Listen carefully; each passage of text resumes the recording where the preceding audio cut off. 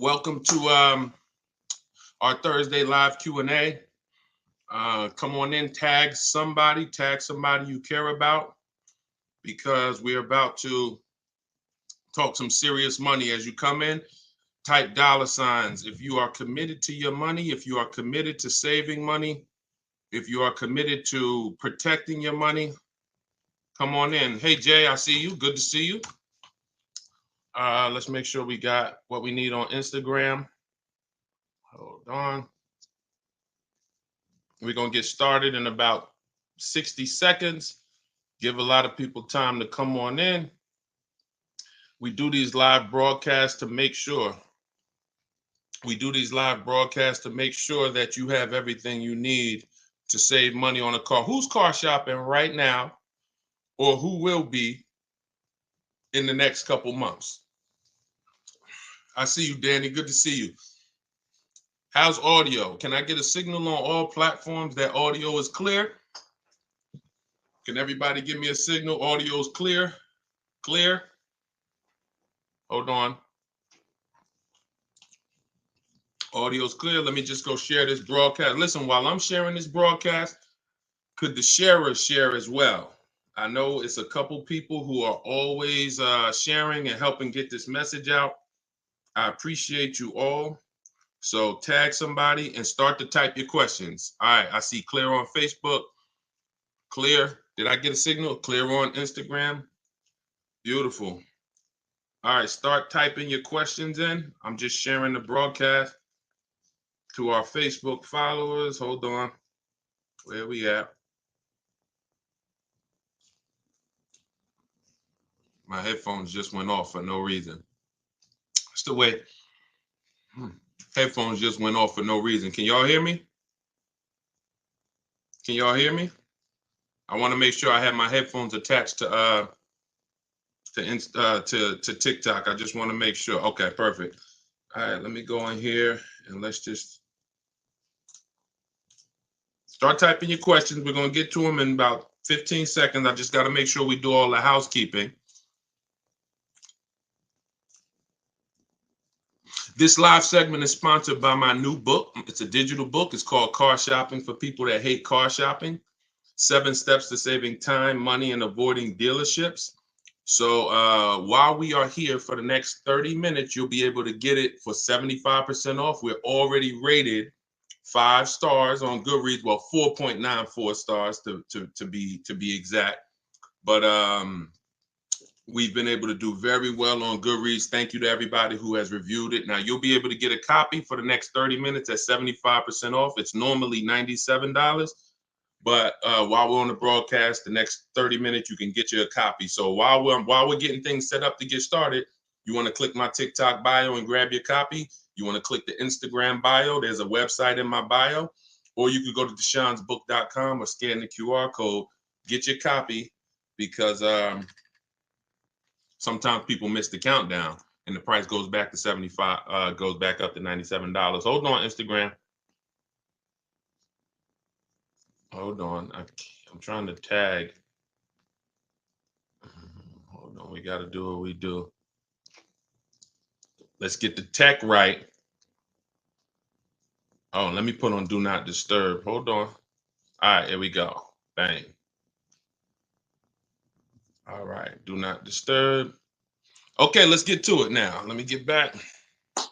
Okay, let's get to it. Book is amazing and quite insightful. Thank you, Dr. Cherry. I appreciate that. I appreciate that a lot. Okay, let's get these questions going.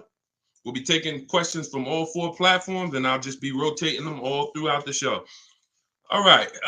Should I buy a new S-Class 2024 Rolls Royce? That's a matter of personal preference. If you're not keeping it 8 years, then you're going to lose thousands of dollars buying it. You should be shopping for an aggressive lease. What do car rebates mean? Skylar, good question. Skylar on TikTok asked, what are car rebates? Rebates are when a manufacturer wants to incentivize you to buy a new car. They're not on used cars. So if you're leasing or if you're purchasing a new car, some cars have rebates, some don't.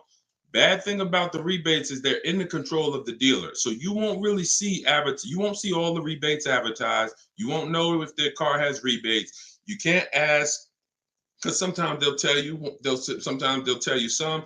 The only way to reveal the rebates is to get multiple offers.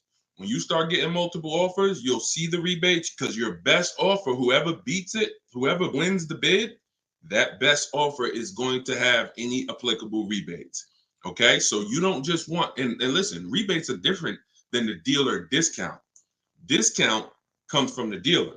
Rebates come from the manufacturer that they give to the dealer to pass along to the customer. Except every dealer doesn't pass them along to the customer. All right, let's go. Instagram, how we look. The best thing to do is, here's how you do it. When you like type your question, but don't send it until you see me answer. When I'm finishing a question, as soon as I finish it, then you send it, because then I'll be able to send it. Then I'll be able to see it. All right. All right, I see a lot of people on Instagram. Type your questions. My car was totaled and hold on, let me make the screen bigger here. Listen to this, man. I saved almost $200 a month on my lease. I love to hear that. Congratulations, Mr. Graw.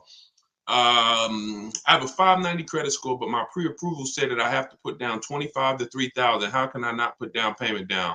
Hey, you might not be able to.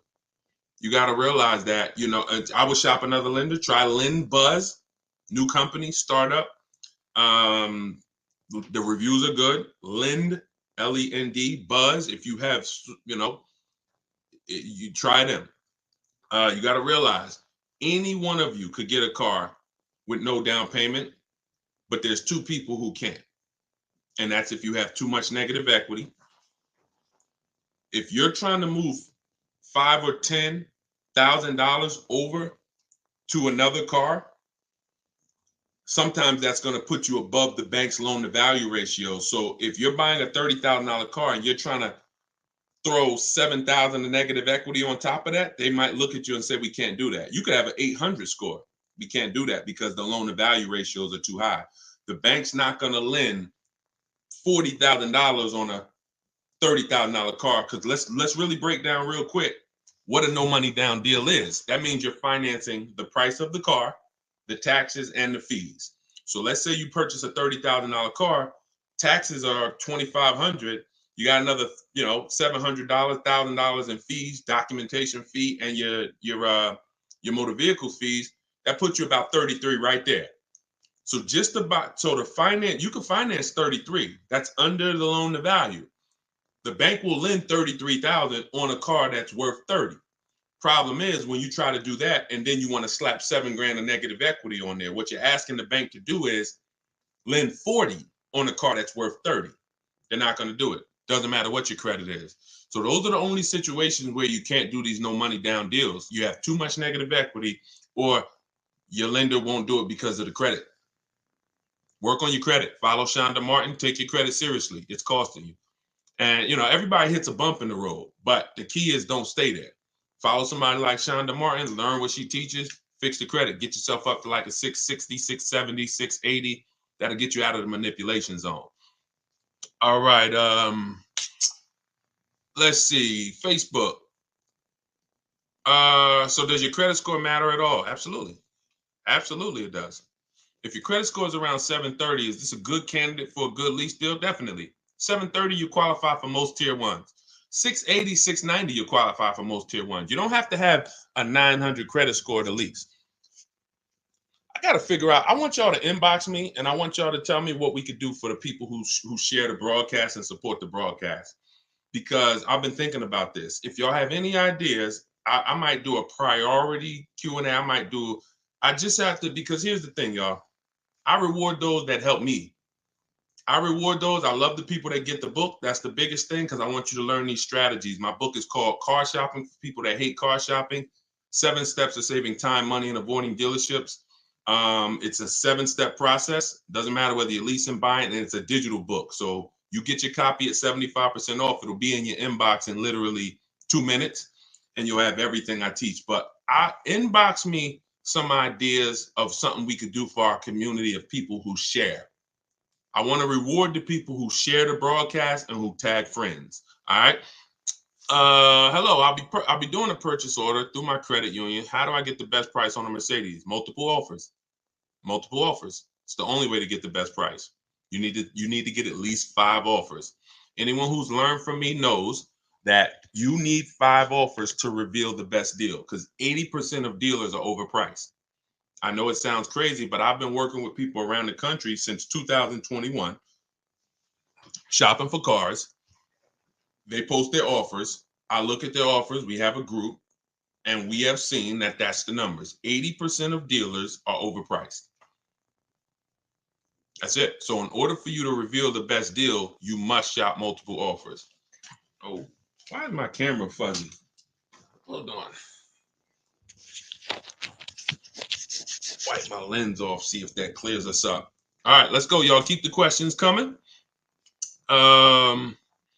This is YouTube. How should I think about buying out-of-state cars with damage, accident, and its history? It depends. If first of all, buying out of state, I want y'all to get used to it.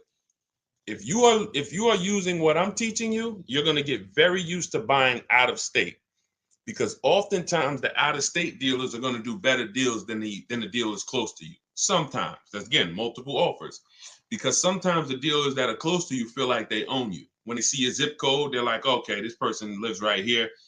When you buy out of state, what you're doing is you are actually giving a dealer who never would have had a shot to earn your business, you're giving them a shot. And sometimes they respect that shot, they appreciate it, and they'll make it their mission to beat all their competition.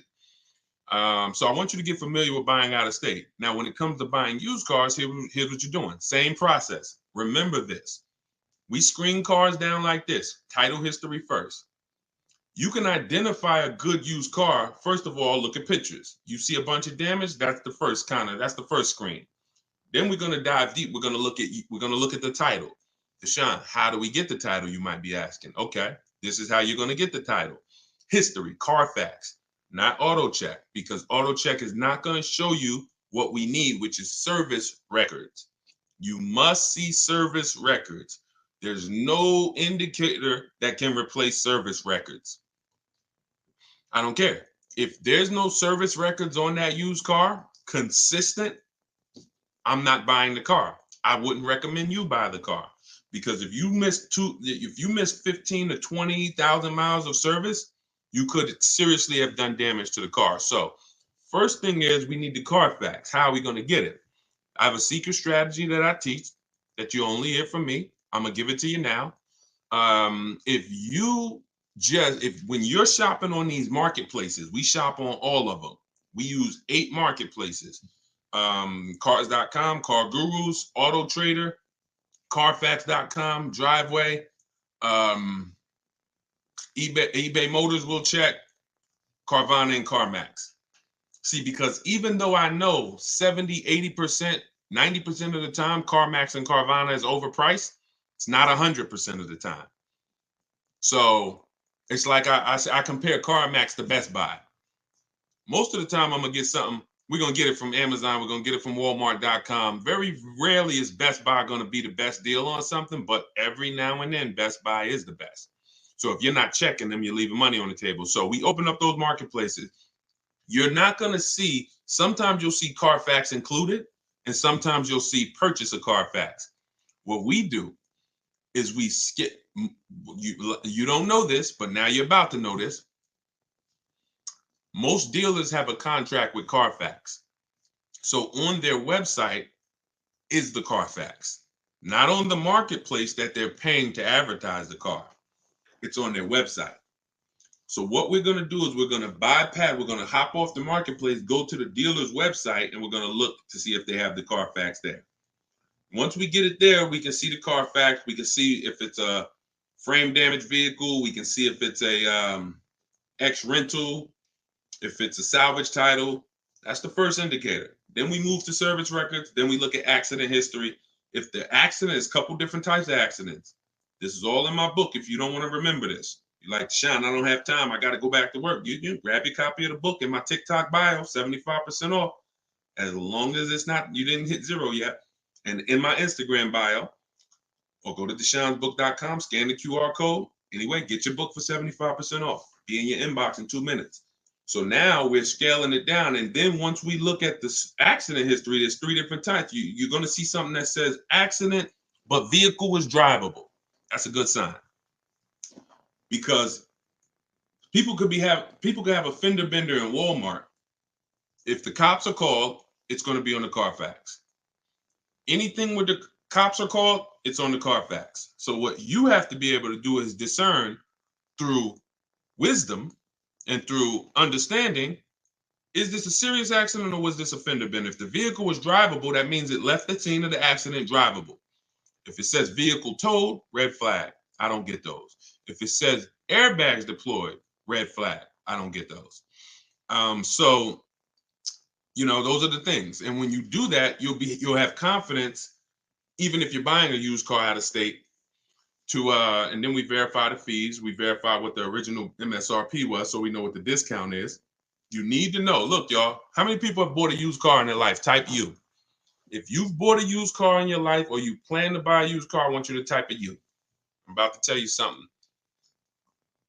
There's many people who are never going to tell you how to truly know a great price on a used car. This is something I created. We call this the true value percentage. The true value percentage is not the discount the dealer is giving you. It's the discount from the price when it was new. Very important. There's nothing more important. You don't have a good deal unless you got a big discount off of the price when it was new. See, the dealer could give you a discount. When I was shopping for my Infiniti, some of you know, I had 4 Infinitis I narrowed it down to. When I pulled the price of each one brand new, the one I ended up getting was $54,000 brand new, and it was a 42% discount from when it was new. The other ones, the price they were asking was a little lower, but the original price of the vehicles was also lower. One was 46, one was 48, one was 52. So if I would have bought any of those cars because the asking price was a little lower, $1,000 lower, I would have not truly gotten the best deal. The best used car deal is the one with the greatest percentage discount from the original price. That's what we do. Let's go. Keep the questions coming, y'all. Let's keep it going. We're going to try to get through as many as we possibly can. Let's go. Is cardiac reports? I'm guessing you meant Carfax reports, or should we look into other websites? Carfax is what we use. That's what I was just talking about. We don't really use anything but Carfax, because when we find another report that'll get us the service records, then we'll use that too, or we'll use that instead of Carfax. What to do if you're $11,000 upside down on a 4-month-old loan? Stay in the car. Stay in the car. Cars are not made to be flipped that fast. Stay in the car. Why are you trying to get out of a car that you just got 4 months ago? And somebody told you could do that and not lose tons of money. I'm telling you that you can find a dealer. Even if you found a dealer that would shoehorn you into a car, bad for you. So you can't buy a car that quick. Y'all know who's been on here, who's seen the depreciation curve. So as some of you tune back in, and somebody, if this is your first time on a live with me, type a 1. First time. What we talk about is something that you got to understand. It's called the depreciation curve. Your vehicle goes down in value like this from the day you buy it. You buy it today here, it's dropping like this. Now, about 7 to 8 years, it starts to look like this, which means after about 7 to 8 years, the same price your car was worth last year is going to be close to that. If it was worth $10,000 last year, it's going to probably be worth about $9,000 this year, $9,200. You're not losing that much because you've outlived the depreciation. This is for long-term owners. I see all the people. Can we send a welcome to the first-time people? Everybody who's been on here, can you send a welcome to the people who're here for the first time? We got a lot of people here for the first time. Okay, everybody who's you've tuned in before, just type welcome. This is the depreciation curve. So if you are buying cars and you're switching them in this period, which is the 2 to 7 years, you shouldn't be buying cars. You should be shopping for leases, aggressive leases, not these leases that you see on commercials. Those are not deals. But if you are like Deshone, I want to keep my car that long, that's when you win. Who has a car outside that's been outside? They've owned it for at least 8 years. Type of K for keeper. We call those cars keepers. That's a car we're not planning to switch. We don't care about the depreciation because our plan is to use up most of the value. Y'all follow me? When you are buying a car and your goal is it's going to be a keeper, you think about the depreciation curve. That's what you think about. And if you're not going to keep that car long enough to have that depreciation level out, you shouldn't be buying it, because that's where the reward is. That's when you've won. It's not when you paid off the car. You can pay off the car in 2 years. Don't mean the car ain't losing value like this. You've won when the car when you've made it to this part of the depreciation curve. That's when you've won. If you have no goal, Deshone, I'm not keeping a car that long, then you should be shopping for an aggressive lease. I know they told you leases were bad. They lied to you. And they lied in ignorance. They didn't know. But they talk like they did. I call it confidently wrong. We call that confidently incorrect. Dangerous. Yeah, you definitely. 2012 Ford Sports Track, definitely. Good job. All right. How do you shop for a lease anyway? Aggressively. Multiple offers. Multiple offers. As I said when we started the show, when you start shopping, you're going to see what I'm about to tell you to be true. 80% of dealers are overpriced. But we don't care about the 80%. We care about the 20% that are going to make us the best deals. And you're not going to see that until you shop multiple offers. You could do it my way. I teach to do it online. In my book, I have a strategy called the 25 to 5. This is for new cars and leases. We connect with 25 dealers online. Takes us about 20 minutes. Deshone, that sounds crazy. Yep. Because when you know what to do, what to say, and you're using my templates, which are copy and paste. First template is my initial contact, when we tell the dealers what we want. Great. Another benefit of shopping 25 to 5, not just to get 5 offers. The goal of the 25 is to get 5 offers. We're shopping out of 25 dealers' inventories. So while I'm looking for a black Honda Accord, and I'm shopping out of 25 dealers' inventories, you're looking for a black Honda Accord, and you're going into one dealer. They might tell you, oh, we don't have that one.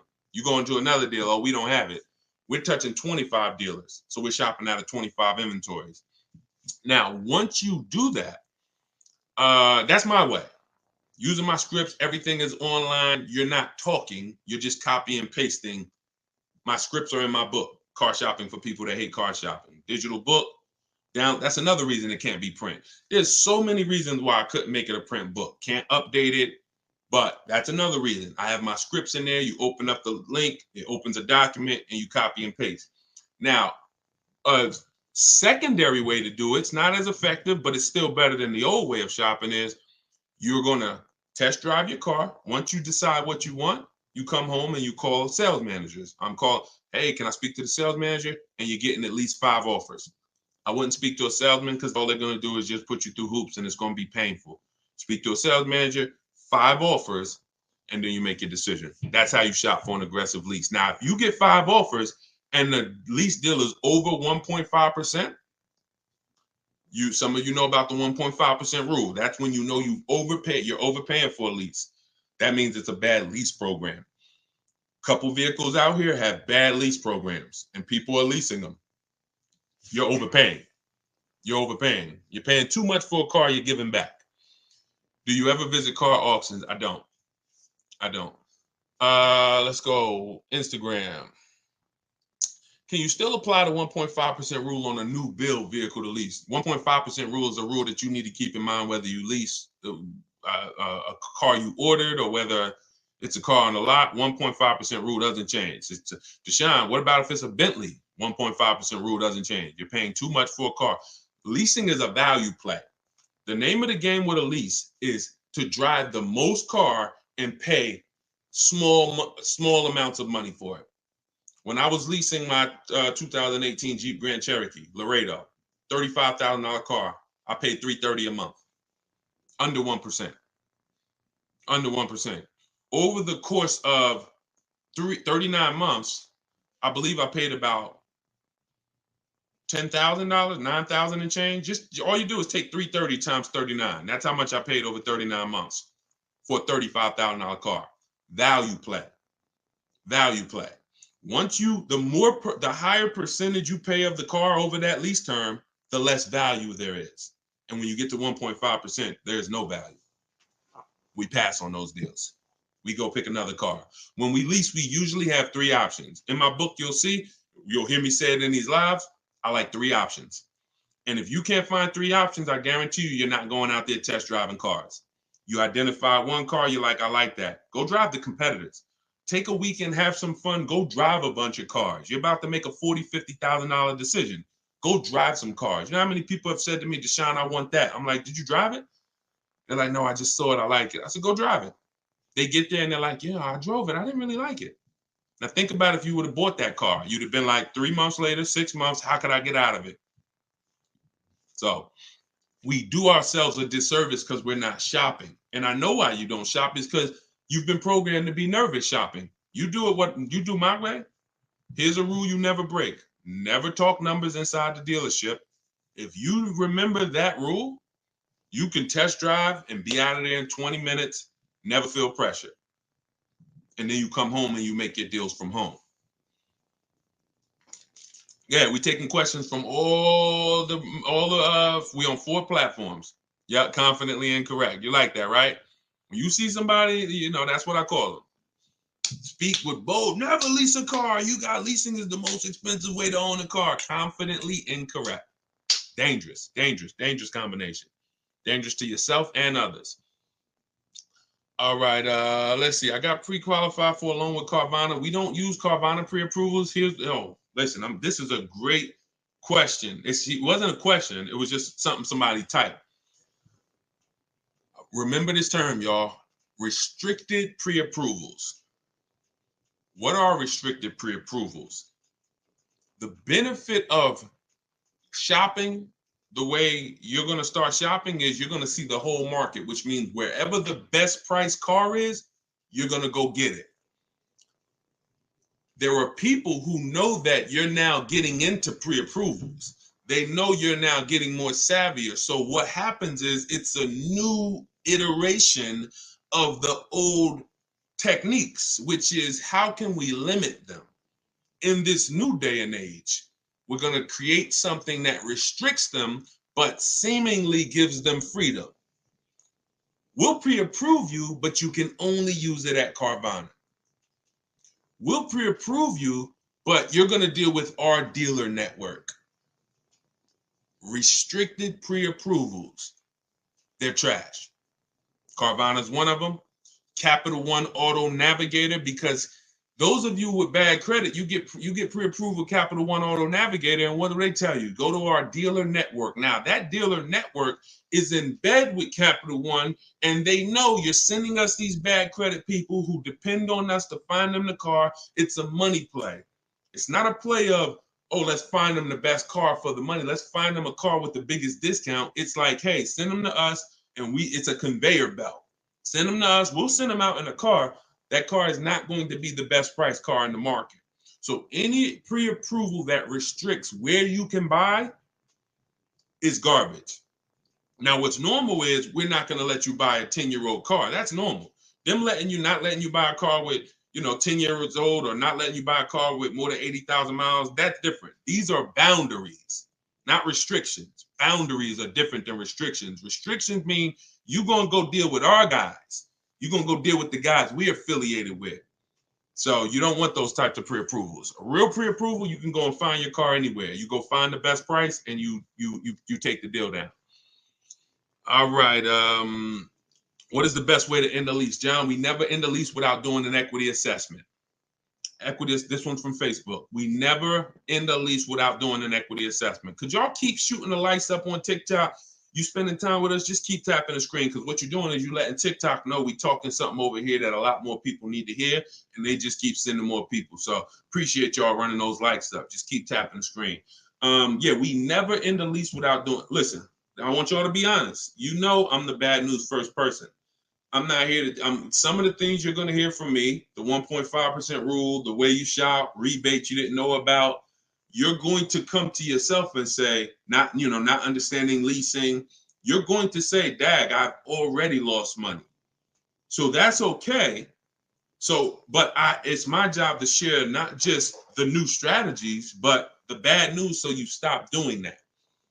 Who's returned a lease, just dropped it off at the dealership before? Like, type me if you've dropped the lease off and just, either left it with them or you just, you got a new lease from them and just dropped the old one off. Okay, a lot of people. So I'm telling you that you can never return a lease again. First of all, from 2020 to 2022, into the pandemic, we had people selling leases. I sold my Jeep, that same Jeep Grand Cherokee lease I was telling you all about. I sold it and I made $10,200. Now, during that time, prices on cars were up $7,000 to $15,000. 12 to 15 were like the trucks. If you had a truck, a pickup truck or SUV, they were worth like 12 to 15 grand more than the normal price. Cars were worth 7 to 10 grand more. So it made resale values high. Whenever a car's resale value is high, you got a high likelihood of making money selling it at the end of the lease. But you can never return a lease without doing an equity assessment again. And here's how you do it. This is step 2 in my process. In my book, it's called Car Shopping for People That Hate Car Shopping, 7 Steps to Saving Time, Money, and Avoiding Dealerships. It's step by step. Step 1 is you need to know whether you're leasing or purchasing, because that's the foundation. Step 2 is the car you have, we have to see what position. Is there any money in it? Is there any equity in it? Or is there negative equity? You can't have negative equity in a lease, but if you have a loan, you could have negative equity. So here's how you do it. You need to call the bank, see how much you owe. That's called a payoff. Don't look at your contract. Don't say, Deshone, I look on my paperwork. The residual value says this. No, you need to see how much you need a payoff, because the residual value is not going to include any payments, anything. You need a payoff. If you're going to call, you're going to ask for your payoff. If you have a lease, you're going to ask another question. Do I have a third-party restriction? There's 3 types of there's 3 types of equity assessments. One is for cash, for people who have paid off cars. If you have a paid off car or a loan, that's one equity assessment.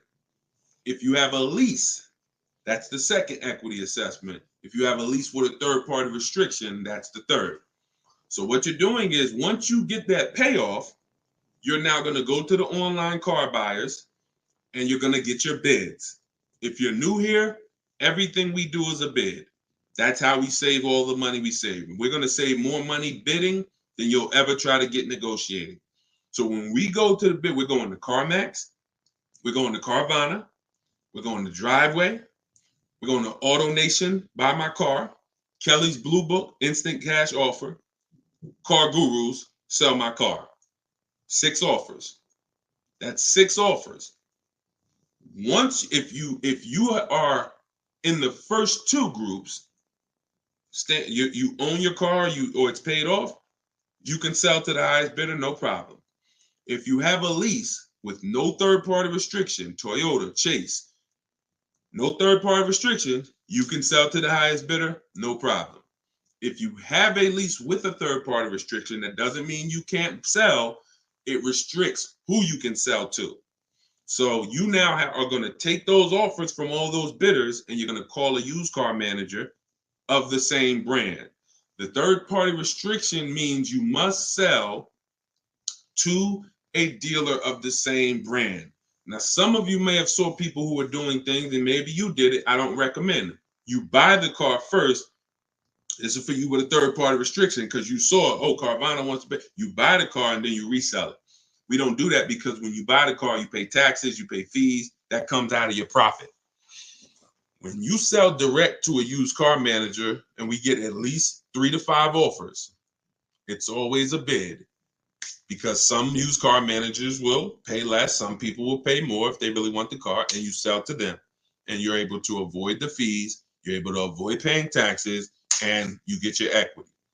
That's the equity assessment. Now, not every car has equity. I don't want you thinking, oh, I automatically have equity.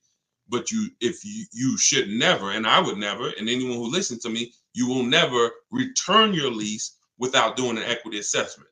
That's why, and for those of you who don't have a lease, when you do your equity assessment, here's what you're eliminating: a word that I never want you to use again, the word trade. We don't trade. We get bids for everything. Because when you trade, you're not getting the maximum value for your car. You're not getting it. You don't get the maximum value when you trade anything. you take a little less because you want whatever they're selling. So hey, I want that bike. Yeah, I give you my lawnmower. You give me the bike. It's because you really want the lawnmower. It's not because you're trying to get the most money for the bike. So we don't trade. That's the equity assessment.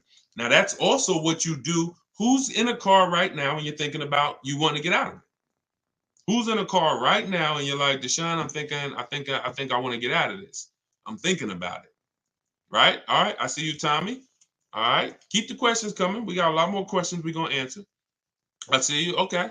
All of you who are typing me, I see you, Ty. Okay. Blue faces. I see you. So you got to understand the first thing you do once you decide whether you're keeping your car 8 years and you're going to purchase, or less than 8 years you're going to lease, the next step is equity assessment.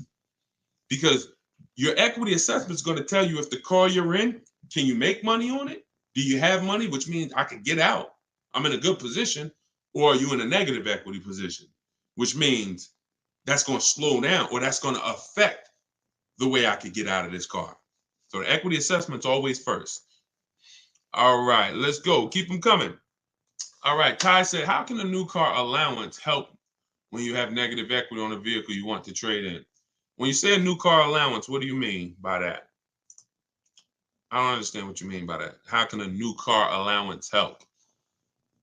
I need to ask you a question offline. I don't do DMs. This is it. We got 2 million followers. God bless you, but I don't do one-on-ones. I don't do DMs. I work with groups. I help massive amounts of people, thank God, get to their goals. Your situation is not unique. It's not unique. I've been doing this since 2006. I've been teaching people and helping hundreds of people buy cars since 2020. You may think your situation is unique. There's probably 100 other people on this broadcast in the exact same situation. So it's no need it's no need. It's no need. One-on-ones are not necessary. If they were, then I would be doing them and I figure out a way to build a team to do them, but they're not necessary at all. Best way to bargain for a low price on a new lease, multiple offers. You missed it. Anyone who wants to see the replay goes up on Facebook. It goes up on YouTube as soon as we end the broadcast. But we did talk about multiple offers. Everything we do is a bid. Oh, y'all killing it. All right. I see the likes flying up on TikTok. Appreciate y'all. Keep tapping the screen. Shout out to the sharers. Everything you do, when you say, Deshone, how do I get a great deal on the price of this car? You get multiple offers. That's always the answer. You're going to save more money getting multiple offers than you'll ever save doing one-on-one with a dealership. Ever. That's how we're able to say it. Like, look at Charles. So Charles just leased a Palisade. Now, one thing about Charles is, I'm showing it on the screen too. So again, if y'all, if you're watching the rebroadcast, you can see it, or depending on what platform you're on, you can see it. He picked up a Palisade. The Hyundai Palisade is probably top 10 most popular SUVs, especially all through the pandemic. People were paying. Some of you might have one. You might be like, Deshone, I can be honest with you. I got that vehicle, and I know those things people were asking $5,000 over sticker for these, $10,000 over sticker for these.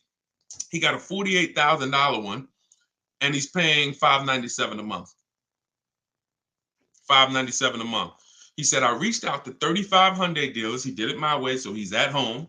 He's using what's in my book. For those of you who just jumped on, my book is called, it's my new book. It's called Car Shopping for People That Hate Car Shopping, 7 Steps of Saving Time, Money, and Avoiding Dealerships. For the next 30 minutes, you can get your copy at 75% off as part of our launch. Click that picture of me on TikTok. Click that website.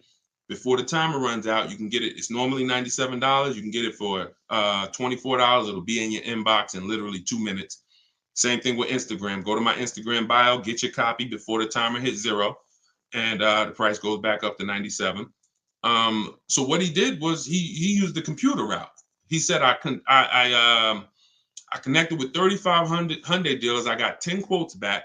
The offers range from 1.23 to 1.6. What I always tell you, if you shop correctly, when you get multiple offers on a new car or a lease, you'll always see a $3,000 to $5,000 difference.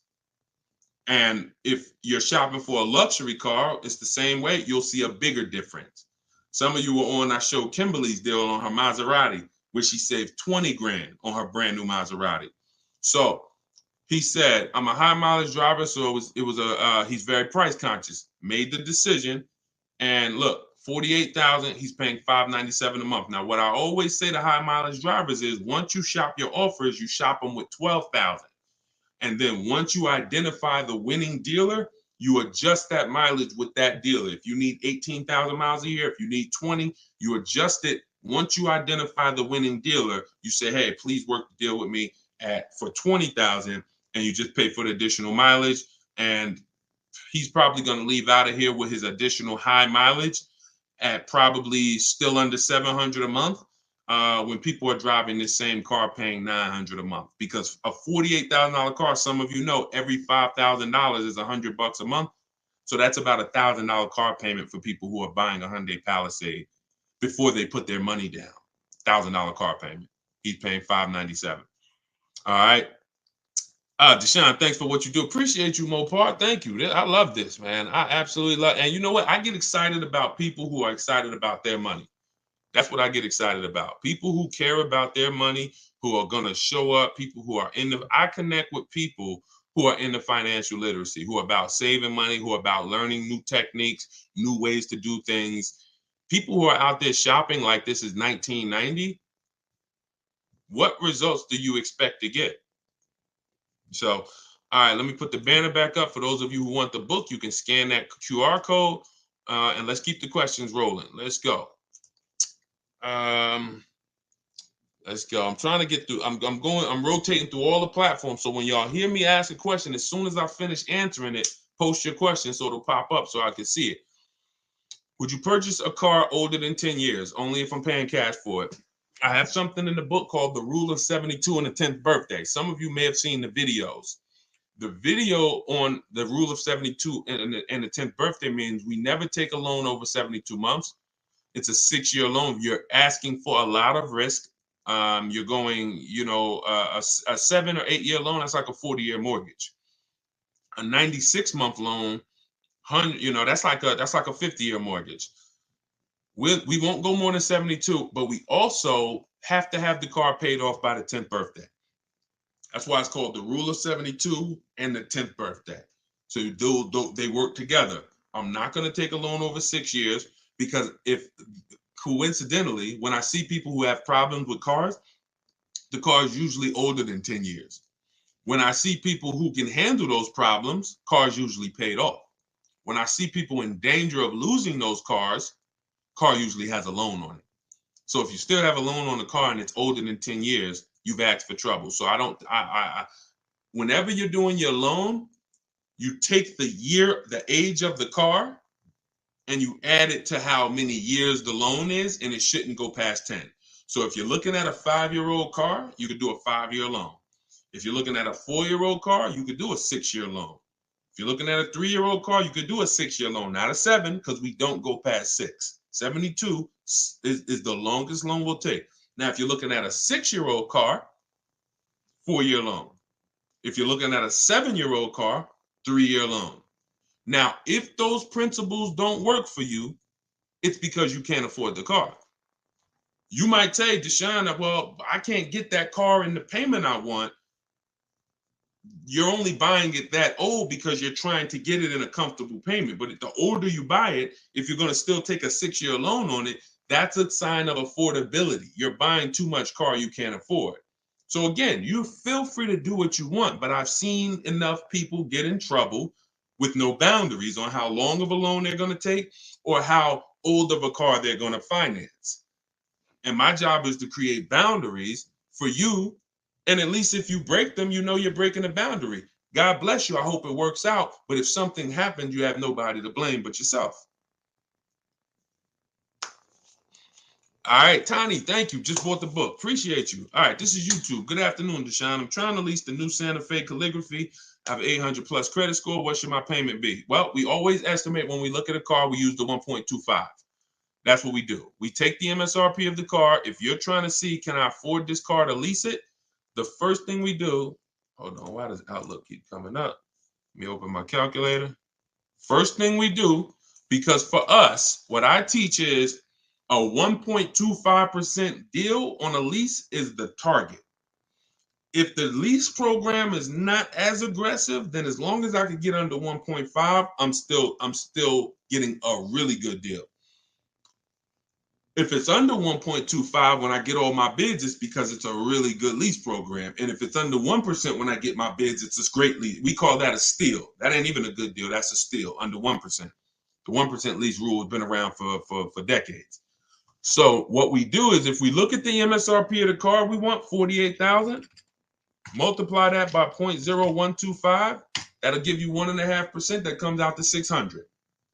So if 600 with no money down, this is when we shop our lease offers, we're always shopping them with no money down. That doesn't mean, Deshone, I want a $500 payment. Well, what you would do is when you find all your offers, if the best one is 600, you know it's under 1.5%. It's a good deal. You can put a little more money down to lower the payment.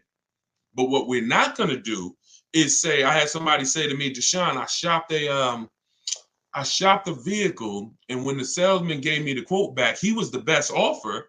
He beat all the other quotes. She said, I got 6 quotes or 7. He beat all the other offers, but he gave me the quote. It was a 1.3, but it was with 3,200 down. I said, that's not 1.3. I said, what is it with 0 down? First month's payment total out of pocket. She said, oh, it went up to like 1.6. Then it's 1.6. Then it's not, you can't, 1 point, that's like me saying, yo, I got a lease under 1%, but I put $5,000 down. No, you didn't. Whenever we're judging our leases, everything I'm going to teach y'all to do is to shop with 0 down and then have the option to put money down. Because if I could get a car, if you could get a car at the price you want, comfortable budget, below your max, with no money down, that's what you do. But that's how we do. That's how I would start it out. If my goal was to look at a car and I'm like, man, should I be going after that? If 1.25% is not in your budget, then it's the wrong car. But what I would do is, let's say I had 2,000, I might say, all right, if I could get this car to 600, I might put a little down. There's nothing wrong with putting money down after you have a deal. Money down doesn't get you a deal. Money down is payment management. That's the purpose of money down. It's not to try to get a deal. I already have a deal, but I'm gonna put money down so I can lower my monthly payment to a more comfortable range. That's what it's at. All this is in my book, my new digital book, Car Shopping for People That Hate Car Shopping. Look, and y'all don't have to worry about me holding back. It's in my videos on social media. Thank God y'all helped us get to over 2 million followers across all these platforms. I don't hold back, but some of you are like, Deshone, I want everything in one spot, step by step. That's the digital book. Go grab your copy. As long as the timer didn't hit 0 yet, you can get it for 75% off the normal $97 price. You can get it in my TikTok bio, click that website. You can get it in my Instagram bio, click that website, or you can go to deshonesbook.com. I'm going to post it again here for you guys on Facebook and YouTube. All right, let's keep the questions coming. You can click that link there that says deshonesbook.com. Grab your copy before that timer hits 0. You got 30 minutes. Thank you, Tim. I appreciate you, man. He said Deshone is the man. Appreciate it. All right. Let's see. Will you touch on buying with bad credit? You got to find a lender. I recommended Limbuzz in my book. That's who I recommend. I'm not affiliated with them. You got to realize that if you have time, what you should be doing is fixing your credit. It's like a person who, like, there'll be people driving a car, and this is where I want to help you with mindset. A lot of this stuff, some of the stuff I'm talking about with y'all is mindset. You've been taught to think a certain way about cars, and that's because they make money keeping you thinking this way. If you have bad credit and you like, man, I think I want to get a new car soon, you should be working on your credit. because you are paying 20% more than a person with good credit. Like they're killing people with bad credit because they're limiting your options. Now, what I tell you to do is if you get approved with somebody like LendBuzz, then you can have a dealer see if they can beat your rate, because everything we do is a bid. I keep saying that. If LendBuzz approves you at a higher interest rate, after you find your best deal on a car, you find your car, we always give the dealer a chance to see if their 10 or 12 banks can beat what you got. That's called the bank bidding war, because interest, there's a lot of money in interest. You don't realize we're trained to look at the price of the car and try to get money off there, but we don't realize in your loan, that's why y'all think banks lend money and don't sell cars. There's money in the money business. So if you're not making banks compete, that's like you're eliminating a huge part of your transaction. If you could save 1 point on the interest rate and you're financing a $40,000 loan, that's probably $1,500. If you save 2 points, you're talking about almost $3,000. That's the money in your loan. So we shop. And if y'all use what I'm telling you, you're going to start making banks and credit unions bid. We do this after we get our car, though. And we don't let anybody access our credit with a hard pull until after we found our car, because that's when we can start the bank bidding war. The credit bureaus allow you to have multiple people run your credit within a short period of time. And when that period closes, it's going to weigh on your credit like one hard inquiry. One hard inquiry. So if one hard inquiry from one bank would have dropped your credit score 9 points, when that rate window closes and you had all these banks bidding, it's the same 9 points, except you had 20 banks and credit unions bidding, and you come away with guaranteeing your best rate. Which, what do we call that? Who was on here yesterday? I don't know, but what do we call when we can guarantee that nobody else could have beat the price? Starts with a P. And it's something that we get with other things when we buy other items. But when y'all do it like this, you're going to be able to get it with a car. Let's see if anybody knows from yesterday. We might have a bunch of new people on here, so I don't want to assume. It's called price assurance.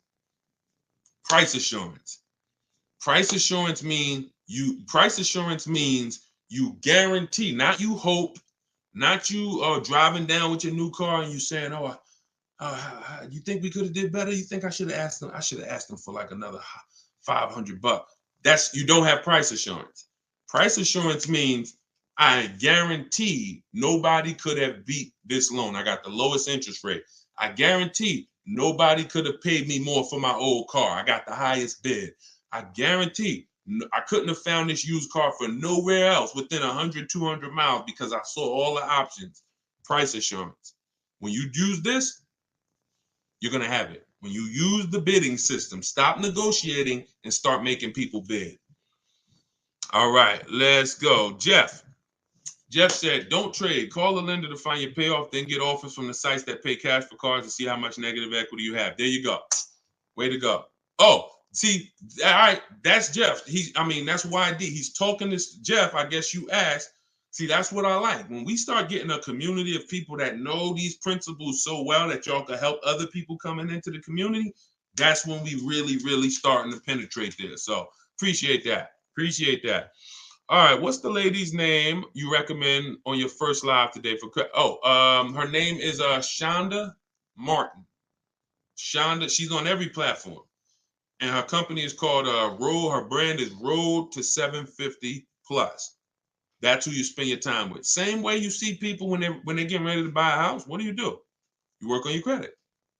I got a goal, and I want to do it the right way. So you work on your credit, and when your credit is right, you say, all right, let me go get my house now. You do that with a car, because here's the thing. You're going to buy more cars than houses. And if you can't qualify for a lease right now, but you're like, Deshone, I know I'm not keeping the car 8 years, then you should be, and you're like, I can't qualify for a lease. Your mission should be to qualify for a lease. That should be the mission. Because once you get your first lease and you do it right and you structure it right, and you get multiple offers and you drive off in that brand new car and you see what your monthly payment is, you're going to be like, man, I should have been doing this years ago. Why was I buying those cars? So get there. All right, let's go to Instagram for one. Instagram. I see a lot of people on Instagram sitting, but I don't see too many questions coming in. What about places like Car Gurus and Carvana? They're always on our list when we're shopping for used cars. Always. Always. Like I said, even if 90% of the time or 99% of the time they're overpriced, if you don't look at the inventory, you're missing an opportunity. I'm always going to look. When you shop for a used car, you want to look everywhere used cars are, every marketplace. In my book, I have 2 strategies I teach of how we get the best deals on the car we buy. One is for new cars and leases. That's called the 25-to-5 strategy. The other is for used cars. That's called the multiple marketplace strategy. All right. Both of them are walking you through getting multiple offers and seeing multiple options. All right. What if the dealership wants to see the quote from the other dealerships? How does that work? I don't usually do that. And the people that I teach don't usually do that. I'm going to tell you why. The 80% of dealers are going to either try to overcharge you. They're lazy. They're going to try to make it hard for you. And then they're going to try to say, okay, the 20%, before you make a deal, show us what they offered you. No, I give you an opportunity, because here's what you got to understand about the 80%. It's not just the price. It's the way they're going to treat you because of who they are. They don't want to compete. They don't want to compete. So it's like, I'm not interested in someone who doesn't want to compete for my business. What business can we start, y'all, where we don't compete? I know in my business who I'm competing against. I'm willing to compete. I'm willing to say what I have is better than what anyone else has. If you don't want to compete, I'm not interested in working with you, because you're trained to just have people come in and give you their business over and over again. And we're not doing that anymore. We're really trying to run those people out the business. That's what we're really trying to do. Holy Spirit, help us. We run those people out the business. They shouldn't have jobs. All right. Hold on. You got to ask your question, everybody, in one shot. You can't do like multiple questions or piece it together, because I can't see it like that. My daughter needs a new car but don't have credit, so what should she do?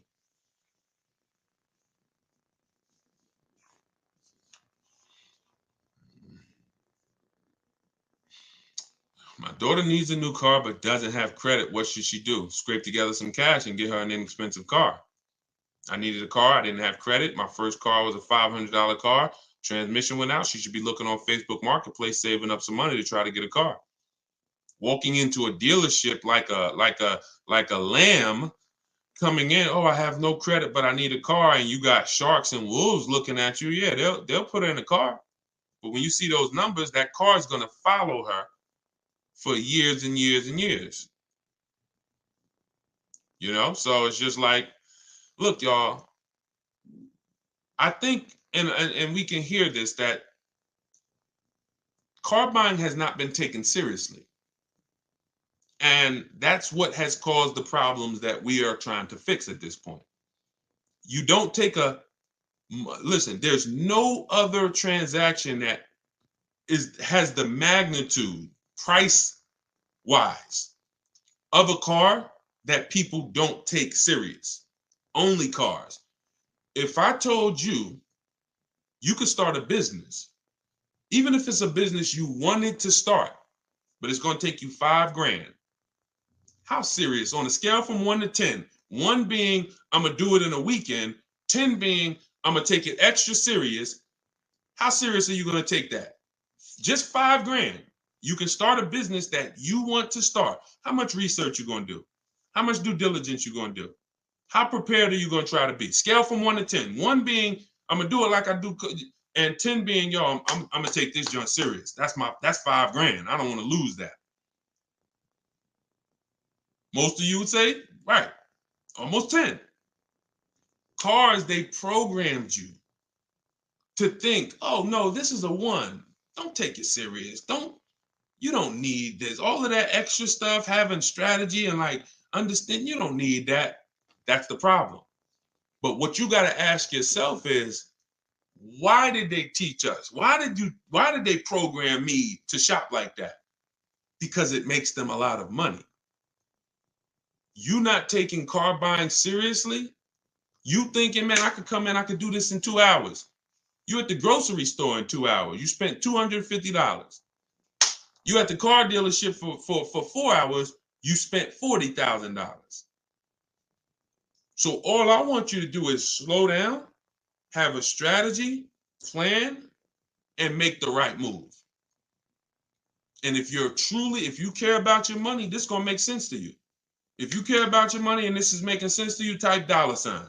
If what I'm saying to you is making sense, type dollar signs. I appreciate it. Shout out to everybody sending gifts. I appreciate it. You're my favorite low-income streamer.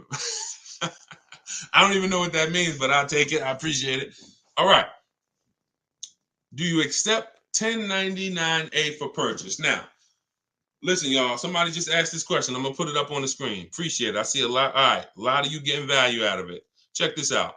First of all, before I answer this question, I'm going to put it up on the screen, and then because some things we got to call out. I need y'all to recognize them because they're viral. When we start talking about things that are viral, that have millions and millions and millions of views, we got to put those on the screen so that just the people on here could understand what's happening. Before I answer this question, those of you who just came on, this whole show is sponsored by my new book. It's a digital book. It's called Car Shopping for People That Hate Car Shopping: 7 Steps to Saving Time, Money, and Avoiding Dealerships. It's a 7-step process. It's step by step. And the way I have it, it's a digital book. So you are not reading something that doesn't apply to you. If you're going to buy your car and keep it long term, I'll walk you down a path. You're not reading about leasing. I don't want you having to read over leasing to get to the information about purchasing. So what it is, it's like if you remember Mario in the warp zone, you warp and it'll take you here. You get to a section in the book and I say, if you're keeping your car 8 years, click this link and it warps you to that section. If you're keeping your car less than 8 years, click this link. It warps you to that section. Another reason why I couldn't do a print book. So some of you who've been on here, I've talked about several reasons why I couldn't do print, but I want to update it. We use real-time websites. You use my scripts. If I wanted to change anything and I had 100,000 books out there in y'all hand that y'all were using, yeah, it'll work until something changes. And then I got to rewrite the book. All right, y'all. Then you'll be on a live with me a year from now. And I'm like, all right, so this changed. So now I got volume 2 of the book. Go get that. So with a digital book, we can update it and you can get your copy for the next 30 minutes for 75% off as part of our launch. But once the timer runs out, it goes back up to $97. So go to my TikTok bio, get your copy for 75% off. You'll see a website there in my bio, click it, and then hit that button that says get 75% off. And then the same thing in my Instagram bio, click that website and then get your copy for 75% off. And if you're on Facebook or Instagram, click scan the QR code on the screen, or you can go to deshonesbook.com. All right, let's talk about this 1099A purchase. So as far as I understand, and I don't claim to understand everything about this, but here's what I think I understand. There's this particular thing that allows you to purchase cars somewhat free. Is that true, Sean Patrick? Is that true? I've heard that with a 1099A or you're able to like purchase cars and somewhat free. I've seen this. So I don't know if that's what he's talking about, but I've actually seen people that say you can go in with this 1099A and you can leave with a car. Why don't we see people that are doing this? Why don't we see this as a business strategy? Why don't we see people going in, getting these cars, not paying for them, and then selling them, making $10, $15, $20, $30,000 just as a business? Because if you ever gave me something where I could legally go in and get a product worth tens of thousands of dollars and I can get it for either half off or free, then I would be buying that. I would be doing it as much as I can, and I would just be reselling it, making all the profit on a secondary market. So because you don't see people doing this, I'm led to believe that it was just to go viral. Same thing with the down payments are illegal. Woman didn't know what she was talking about. She just decided to come on TikTok and say, down payments are illegal. Ask about truth in lending. She sent millions of people, or at least hundreds of thousands of people in the dealership saying, hey, down payments are illegal. Do y'all participate in truth in lending? None of them left because of that with a car, with no down. Now, like I said earlier, you can do no money down deals. No, that's not the issue. The issue is when you go in there and you're talking something that you don't understand, but a dealership is trained to make you think you want.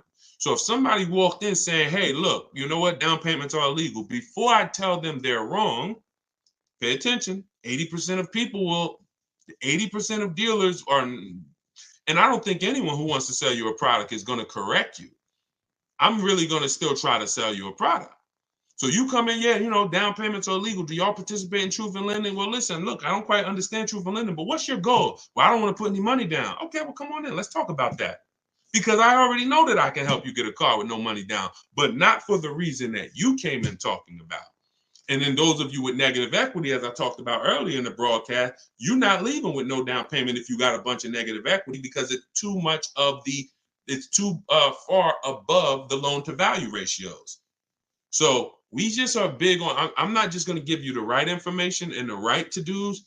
I got to make you aware of these people who are talking, who have never been in the car business and who don't actually understand, and they chasing clout. They chasing viral videos because nothing goes viral like a car video. Like there's a couple videos that people are like, you know what? You'll see a person that normally does credit repair or normally does stocks. I remember, all right, and then we'll get to the next question. So keep posting your questions, y'all. Send them in. We got some more time. But I remember I was, oh my God, this dude I was watching, and he's got a big following, right? So this guy teaches people how to flip real estate. And he's a course salesperson. And God bless him, because one thing I can say about him, when it came to the real estate, he had a lot of people that he was teaching. See, I'm big on, if you're a great teacher, your students get the results. You're not a great teacher if your student, when you see a teacher with no students, you ain't a teacher. You just you like hearing yourself talk. If your people who listen to you don't get results, you ain't no teacher. But so I respect you from real estate. Now he said, here's what's coming, y'all. The community is growing, but I got a lot of new things coming because I see it's a lot of new things we need to talk about. He named like 5 things, and he said car buying course coming soon. I said, my God. And they gonna believe him. He knows that you've never been in the business. He might have bought 4 or 5 cars. So we got to be careful here, y'all. We got to be careful because there's a lot of people buying bad information that's going viral. So, all right, let's keep it going. Just got my book. Thank you, Purple Grow. Enjoy it. Use it. Use the book and win. And DM me a success story. Shout out to everybody that reviewed the book on Goodreads.com. We're not on Amazon. But we do have a 4.94 review. I'm putting it on the screen. We got a 4.94. We got 31 ratings, 27 reviews. Thank you to everyone who's reviewed. And if you got value out of the book, if you loved it, when you get your deal, please go to Goodreads, go to Goodreads.com, tell us about it so that we can help more people find it. All right, let's keep it going. I need a Toyota Tacoma. Can you help me? I can teach you to help yourself. I don't fish for people. I teach you to fish. All right, I just got your new book. Now, could you give us info about repairing credit again? Mark, go to Shonda Martin. Type in Shonda Martin. Can somebody type her name? Because I know it's somebody on here that knows Shonda. And you just listen. You see how I am with cars? She's like that with credit. She's like that with credit. She'll do lives. The way you know somebody knows what they're talking about a subject is they could do a live with hundreds and hundreds of people and just take questions, and whatever question comes, it's like not stumping them. That means they've studied. That means they've been in the game. They've done seen too many things. And when I saw her do that, about maybe 3 years ago. And I said, everybody I know, I'm sending to this girl because she deserves it. And she has just hundreds, if not thousands, of people that have used her strategies and have, gotten their credit up. All right. Let's see. We'll go for a couple more minutes. Did you already answer the question about finding a lease without money due at signing? D, all you do, this one's from Facebook. All you do, D, is when you shop your lease off, this is for everybody. When you shop your lease offers, you are cut. Look, who was taught when it comes to leasing, they limit you on the mileage. Type me.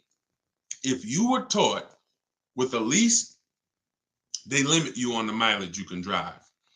If you were taught with a lease, here's another one. You have to put money down. You might have saw these commercials. Now, like I said earlier, and that you'll always hear me saying, you tell everyone you know, those leases are not deals. Those are packaged profit offers where the dealers make a good amount of profit. Those are not deals. Like, for example, any deals you see me show from people, when you get your lease deal using these strategies, you're going to look at your lease deal and you're going to look at the commercial. And you're going to be like, dang, this deal I got is like 3,000-4,000 less than that. That's a deal. Deals are not advertised to millions and millions of people. So when you go, so you've heard they limit you in mileage. You've heard you have to have a down payment. None of it is necessary. You choose your mileage on a lease. So if you drive 15,000 miles a year, you can get a 15,000 mile a year lease. Some of you heard about the gentleman I met when I was at Hyundai for 6 weeks. I was a manager. He was the first one that exposed me to a high mileage lease. Gentleman came in, he was returning his Hyundai with 75,000 miles on it, almost 75,000. I said, you lease this? He said, yeah, I do a high mileage lease. So I used to buy cars, and he explained it to me because he was a salesperson, not a car salesperson. That was his business. And he was like, I used to buy these cars and I would take out loans, and then I always had negative equity. So I'm like, wow. He said, now what I do is I pay like maybe $150 more, $175 more. I get a high mileage lease. I come back with 75,000 miles on the car, almost, and I get a new one every 3 years. I'm not losing all that money because high mileage drivers, y'all losing a ton of money. Goes back to the depreciation curve. It looks like this for the average driver. This is how your vehicle's depreciating. High mileage drivers, 20,000 miles a year, it's like this.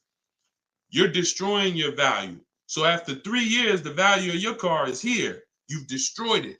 So what you got to do is learn about leasing. So you got to learn about leasing so you can stop doing this. So you are going to shop your lease offers with only first month's payment total out of pocket. And you're going to now shop it with 12,000 miles a year. That's the average miles. That's how you get all your offers. You tell the dealers how, from now on, you are going to tell the dealers you talk to how to present the lease offer to you. You're not going to let them, you're not going to say, work me up a lease. Show me what a lease looks like on this car. You are going to say, work me. You're going to pick your car. We always build our car before we get our lease quotes. We like to go online, build it so we know what the equipment is that's in it. And when we decide that car is in the runnings, we're now presenting how we want the offer presented to us. First month payment total out of pocket, all taxes and fees in the payment. And then we're able to judge and see, is it 1%? Is it 1.25%? Is it over 1.5% when we get all those offers? So don't worry about down payment. What you were taught about down payment, then I have to have a down payment, throw that out the window. Throw that out the window. Can my young adult daughter lease with only 90 days on the job? She has great credit. It's a great question. There's no hard rule. There's no hard yes or no to this, y'all. Even with credit, it's very, because it's more about profile. So they're going to look at the profile they look at your profile, not just your score. Profile has, like she just said, how long I've been on the job, part of the profile. How long we've been at the address. What our bills look like. How, what our debt looks like. When they pull a credit, she had a lot of revolving debt, a lot of credit card debt, even though she got a high credit score. So these are all profile things. The job 90 days, that's going to be tough because it depends. Because listen, somebody can have a salary job. Somebody can have a letter from their job that says, hey, we've put them on a salary and they're going to make X amount per year.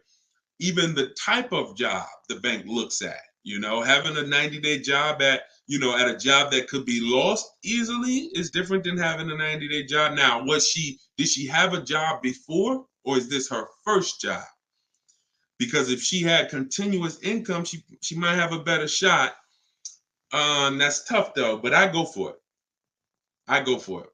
If my goal was to lease and I had a good credit score and I had income coming in and I could support the lease payment, I go for the lease. And I try not to go out of control. Don't bite off something like a $40,000 car. I'd be shopping for something that was under 30. I go for it. I wouldn't buy. And if she's got to buy, then I would buy something inexpensive just to build some more history, so that anyone who can't qualify for a lease, your goal should be setting yourself up for a lease. That should be the goal. I'm setting myself up for a lease. So that's what I can tell you. This is her first real job. Yeah, she might need a little more time. But again, and look, if she has to have a car today, that's different. Can she wait it out? Can she get 6 months on the job? Can she, before she needs a car? I go as long as possible. And again, if she doesn't need the car already, if she needs the car now, once again, I go for it. I will be shopping lease offers. I will look for something inexpensive where if I get a good deal on it, my lease payment's like three and change. That's what I would do. That's what I would do. All right. Yeah, somebody said the marketing emails I get from Mercedes always say $4,000 down. That's because don't believe marketing, y'all. Those are not deals. So that's what, never believe this. As long as you live, just remember this. Deals are not advertised. Deals are made in private. Managers don't want to make them. They're like, man, I didn't want to make that deal, but shoot, I mean, listen, at least we sold the car. That's a deal. They're never going to advertise all this stuff that I'm showing y'all. Look, you see when Kimberly saved 20 on a Maserati, Bonita, she leased a Kia Telluride 2022 when every dealer was charging $5-10 grand over sticker. She got hers for $600 a month. So these are deals the managers didn't feel good making. They didn't tell her, bring your friend, tell your friends, come back, I'll give them the same deal. No, they didn't want to. Deals are made out of like, all right, at least we sold the car. So the advertisements you see aren't deals. The advertisement you see, 100 of you could come in and ask for that. If they got enough cars, they'll gladly give you that because it's not a deal. So, all right. Okay, y'all. Listen, we went for about an hour and 20 minutes. Listen, we'll be back. I'm working on something. First of all, just so y'all know, in case you just jumped on, everything that I'm teaching you, you'll see it in my free videos all over social media. But one thing y'all are going to understand now is there's different strategies for different people. There's no one size fits all car buying anymore. That's costly. So when you actually get custom strategies for your situation, you're going to save money because it's made for you. That's the reason why the social media videos are a little hard to navigate for you, because I'm talking to so many different types of people. Sometimes it's high mileage drivers. Sometimes it's people who want to lease. Sometimes it's people who are going to be buying a new car, people who are buying a used car, people who are paying cash. So you're trying to navigate all of these. If you want it step by step in one spot, that's what my new digital book, Car Shopping for People That Hate Car Shopping, is. It allows you to get all the information in one spot in a step-by-step way. And as part of our launch, we're doing 75% off. It's normally $97, but you can get it for 75% off for 30 minutes, as long as you didn't miss the timer. When you click my website, which is in my TikTok bio, click that picture of me, and then you'll see a website. Same thing on Instagram. Go to my bio, you'll see that website, and then hit the button that says, get my new digital book 75% off.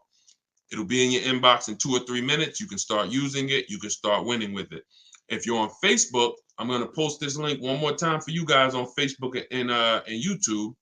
As long as you haven't missed the countdown, get your 75% off.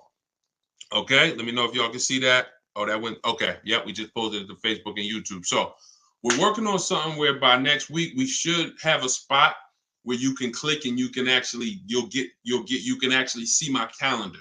So anytime I'm going to be live, because sometimes I'll come live at 7 p.m. Sometimes I'll come live at 12. Sometimes I'll come live at 3, 5 yesterday, So I want you to be able to see, all right, Deshaun's going to be live 2 days from now at 5. That works for me. I'm going to jump on so I can ask my question.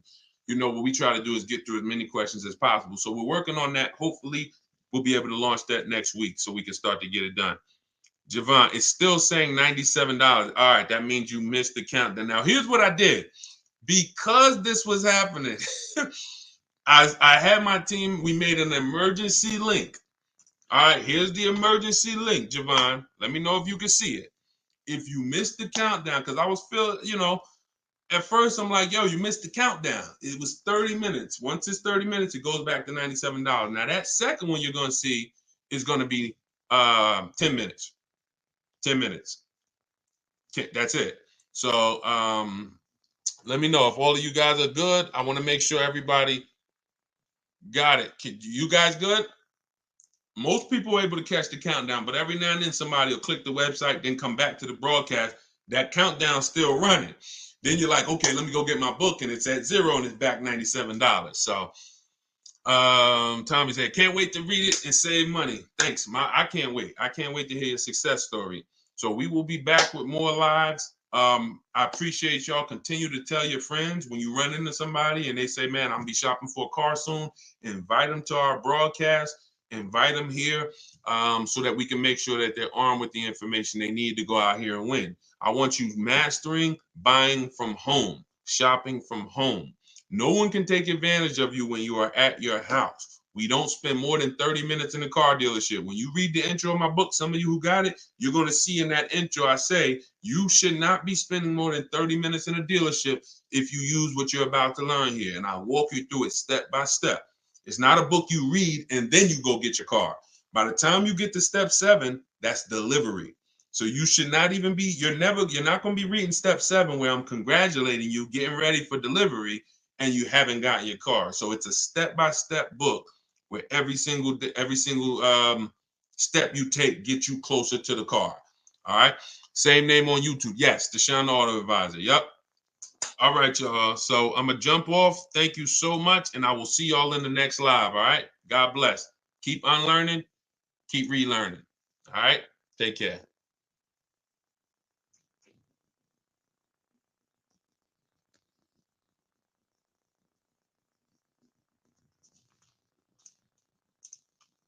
Car shopping in the next 12 months, type me in the comments. If you are car shopping now or in the next 12 months, type me in the comments.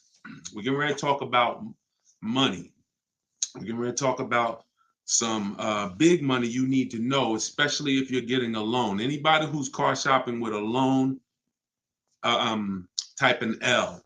I want to talk to you about a strategy that you're going to use to put banks, credit unions, and dealers against each other. Okay? We're going to talk about that. Come on in and let me know where you're at. I like to know where my people are at as I'm talking to you. Let's do a quick roll call, and then we'll get ready for some serious Q&A. But I'm going to show y'all how to do this strategy. I call it the bank bidding war, where you're going to put banks, credit unions, and dealers against each other to find out who has the best rate.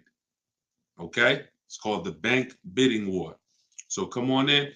Let me see where we at today. We got Cali in the house. I see Colorado in the house, Pennsylvania, Georgia in the house. I see you. What's going on? I see you, New Jersey. I see you, Chicago. I see you, Jacksonville, Florida. Toronto, Canada is in the house. Good to see you. Come on in. I'm trying to see everybody. Florida, Georgia. I think I see a state, Connecticut, New York City, Boston. Great to see you. Let's go. Come on in. I see you. Let's go. Stay very active in the chat. If you ever been on a live with me, I like the dialogue. You got to stay close to the keyboard. Okay. So I want y'all to get your questions ready. Start typing them. Just start typing them. Start typing your questions. My new book, it's a digital book. It's called Car Shopping for People That Hate Car Shopping. It is officially out. So thank God we've been able to bring this book to you guys, been able to bring it to the world. It's already rated 4.94 on Goodreads.com. We got 31 reviews. So everybody, while you're watching, you can get a copy immediately for 75% off as part of our book launch. So all you do to get yours, you won't leave the broadcast, is go to my TikTok bio, or go to my Instagram bio. If you're on Instagram, click the link and get your copy. You'll see a button there when you click the link that says 75% off. And if you're on YouTube or if you're on Facebook, scan the QR code or go to deshonesbook.com. Get your book 75% off as part of our book launch. All right. And make sure you review it. I love the reviews. Thank you to everybody who's reviewed it. All right. Do they all have to run your credit, or is it a separate hit? Nope. When you do this right, we're talking about what I call the bank bidding war. Who's ever wondered if they really got the best rate? Be honest. Who's ever wondered if you've ever got the best rate? Can y'all shoot the likes up on TikTok? Just keep tapping the screen. We already running the likes up. What I'm about to tell y'all is how you never wonder, okay? Bids. We got to go from dealing with one person to getting bids. And here's how it works. There's something called the rate window. The rate window is a particular period of time where the credit bureaus allow you, me, to have multiple banks and lenders access our credit to give us a loan. Within a certain period of time, it's only going to weigh on our score like one hard inquiry. So if you've successfully shopped your rate, you've gotten 10, 15, 5, 20 banks to run your credit so that they can give you their best loan offer, but you're doing it within that window. So here's how you do it. You don't go into dealerships and just let them run your credit. What you do is you're going to go find your car, and once you find your car, you are going to lock up your car, and you are going to then allow banks and credit unions to access your credit. See, there's banks and credit unions are playing a game right now. They're playing a game with us, but we got to know what this game is. They want to throw around these pre-approvals, but most of them are restricted pre-approvals. Restricted pre-approvals, which you never want to use, are pre-approvals that tell you who you can shop with, that tell you go shop here. Give you an example. Capital One Navigator may say, well, you're approved, but you have to deal with our dealer network. We don't want to deal with a dealer network. I see y'all running the likes up on TikTok. Could everybody hit the share button and share this with one person? I guarantee they will thank you. Guarantee they'll thank you. So shout out to the sharers. So when we don't ever want to, the whole purpose of getting a pre-approval or even really getting your best deal on a car comes from when you can shop wherever you want to shop. It's like ShopRite. You walk into ShopRite and they say, oh, you can only shop here. You can't check Stop and Shop, can't check Publix, can't check anywhere else. You only can shop here. Well, what if y'all overcharging? Then that's the same thing when we deal with some of these restricted pre-approvals. Carvana, they'll pre-approve you and say you're pre-approved to shop with Carvana. So our competition, oh no, we ain't gonna let you shop with them. We don't pre-approve you for that. Same thing with CarMax. Same thing with all of these websites that tie you to a particular place for you to shop. We don't want that. Okay. And so you can't depend on any of those things. Here's what you do. You can Google, because the only purpose of getting a pre-approval is for budgeting. And for those of y'all who are connected to me, I actually am going to release a calculator I created. It's called the Perfect Budget Calculator. It's an online like software, and I'm actually going to release that to y'all in a couple days. So if you are not subscribed, if you're not subscribed on YouTube, if you're not on my email list, if you're not connected to this community, you are going to miss it when I release this in a couple days. It's going to be absolutely free. It's something that our members use inside Cars from Home University. It's something that you'll see inside my book if you have it. It's called the Perfect Budget Calculator. So the reason why you get pre-approved is so you can budget. Just like with a house. You go get pre-approved and then you go find your house. You don't know how much you can spend until you get pre-approved. But the games that these banks and credit unions are playing, y'all, is they're trying not to give us a pre-approval. They're really trying to get a hard pull and get us locked into a loan with them. That's really what they're trying to do.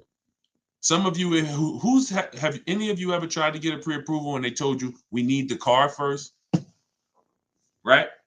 Has anybody ever tried to get a pre-approval and the bank or credit union said, we need to know the specific car to pre-approve you? Right? Orlando said, yep. Tracy said, yep. So think about how backwards that is. That's like if any of you own a home, you know, when you go to get pre-approved for your mortgage, that'd be like them telling you, go find a house and then come back and get pre-approved. Well, that doesn't make sense. But with cars, that's what they're trying to pull. So we don't ever want, remember this, y'all. Remember this as long as you remember anything. Never let someone access our credit until we've already found our car. See, if you stick to that rule, then you're never going to open up the rate window, because the minute you find your car, that's when we go into the shopping part. That's when you find your car, you lock up your best deal, you are bringing that paperwork home. That's called a buyer's order. You're going to bring that thing home and you're going to call your bank, call your credit union. You're going to go online, type in auto loans online. Lightstream is a company called Lightstream. It's Community Credit Union. Any of these people you can find online, it's game time. It is time for them to bid, and you'll already have your car, so there won't be anything stopping you. So you're going to let all the banks, credit unions that you know run your credit when you get home with your buyer's order, which means your car is already sitting there waiting at the dealership. This is very important, y'all. This is like baking a cake, but you don't put the frosting into the mix. You don't put the frosting in the cake mix. It comes at a certain state, at a certain step. The frosting is this step. If you do something in the wrong order, you mess it up. You must wait until after you get your deal. No one has touched your credit. I got my car. I'm going to take it home. I'll call y'all tomorrow, dealership, because I'm going to call my bank, my credit union, and I'm going to let some online, and I'm going to shop for my financing. And then I'll let you know, this is the part two, that a lot of you will sometimes skip. But don't skip this, because this is your money. After you get the deal, after you get your bank, your credit union, the online credit union's rate, now we are calling the dealership and we are saying to the finance manager, hey, Mr. Finance Manager, Mrs. Finance Manager, good news. So I got 6.29 from my bank, my credit union, from whoever gave it to you. But if you guys can beat it, I'll give you the business. This is how you win. Some of you may have heard dealers are not giving y'all the best prices because you don't want to give them your financing. Who's heard that? Now, some of them are scum. Some of them are scams. That's why we always have multiple options. But sometimes if you say to them, I will give you the opportunity to see if you could beat my bank. That is what you want. Dealerships got 10 banks, y'all, 7 banks, 15 banks. It's a whole different conversation when they're calling their banks to try to beat what you got versus how you may have dealt with them in the past.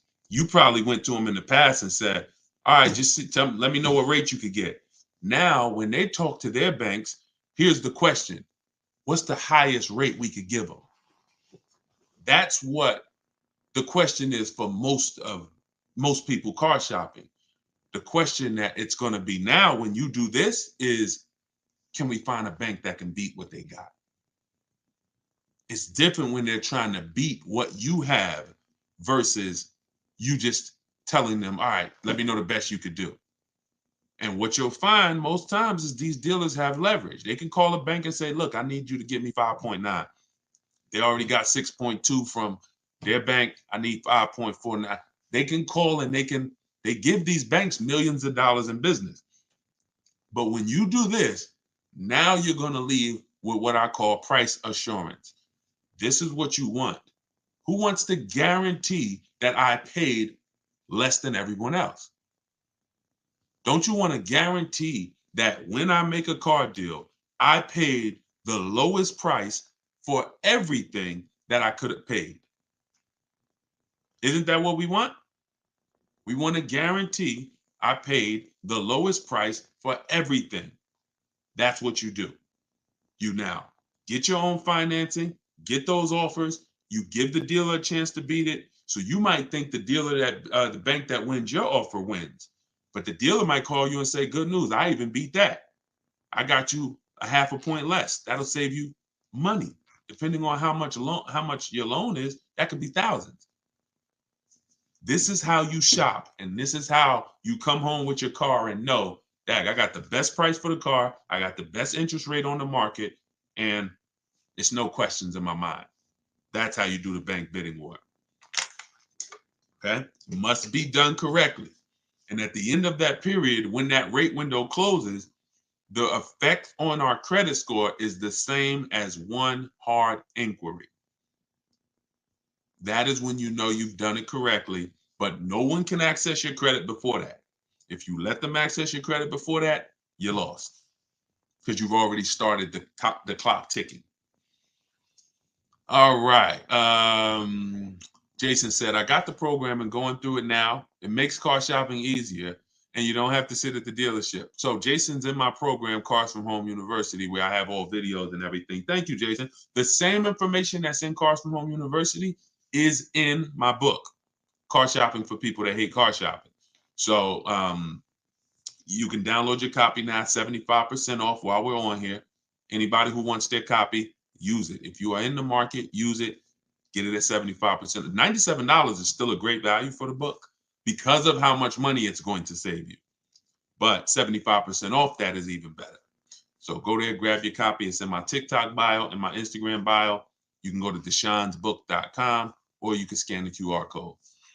Okay, can you talk about leasing and getting the best deal? I keep missing that part. Whenever it comes to leasing and getting the best deal on a lease, it comes through multiple offers. You have to show yourself how much the dealers are trying to make on you. The only way for you to see that is for you to look at multiple offers. You're going to see, here's when you know you've done it right. You pick out a car. If you get a price offer for that car, always get it with first month's payment only, out of pocket, no down payment. First month's payment out of pocket, 12,000 miles per year. You can switch this later. Once you find the best offer, you can adjust your mileage. But when we're shopping, we want to shop with average miles so we can judge the deal. So you're going to do first month's payment. You're going to do, and then you're going to divide, once you get the quote, you're going to divide the MSRP. You're going to divide the payment rather into the MSRP. And that's going to give you a number. So if you divide, for instance, 500 is the payment, the MSRP, let's say, is $40,000. 500 divided by $40,000 is 0.0125. Excuse me. The lower that number, the better. If it's 1%, it's a steal. If it's between 1 and 1.5%, that's a deal. But you don't know what your deal is going to be. If it's over 1.5%, then it's just we don't lease those cars. We don't lease cars with bad lease programs. We don't pay over 1.5% because percentage-wise, we're paying too much for a car that we're giving back. So we don't want to pay. We have to be, it has to be a threshold. And I created the 1.5% rule for everyone to know, once I paid above 1.5%, I'm paying too much for a car that I'm going to be giving back in 3 years. It's no value in that lease anymore.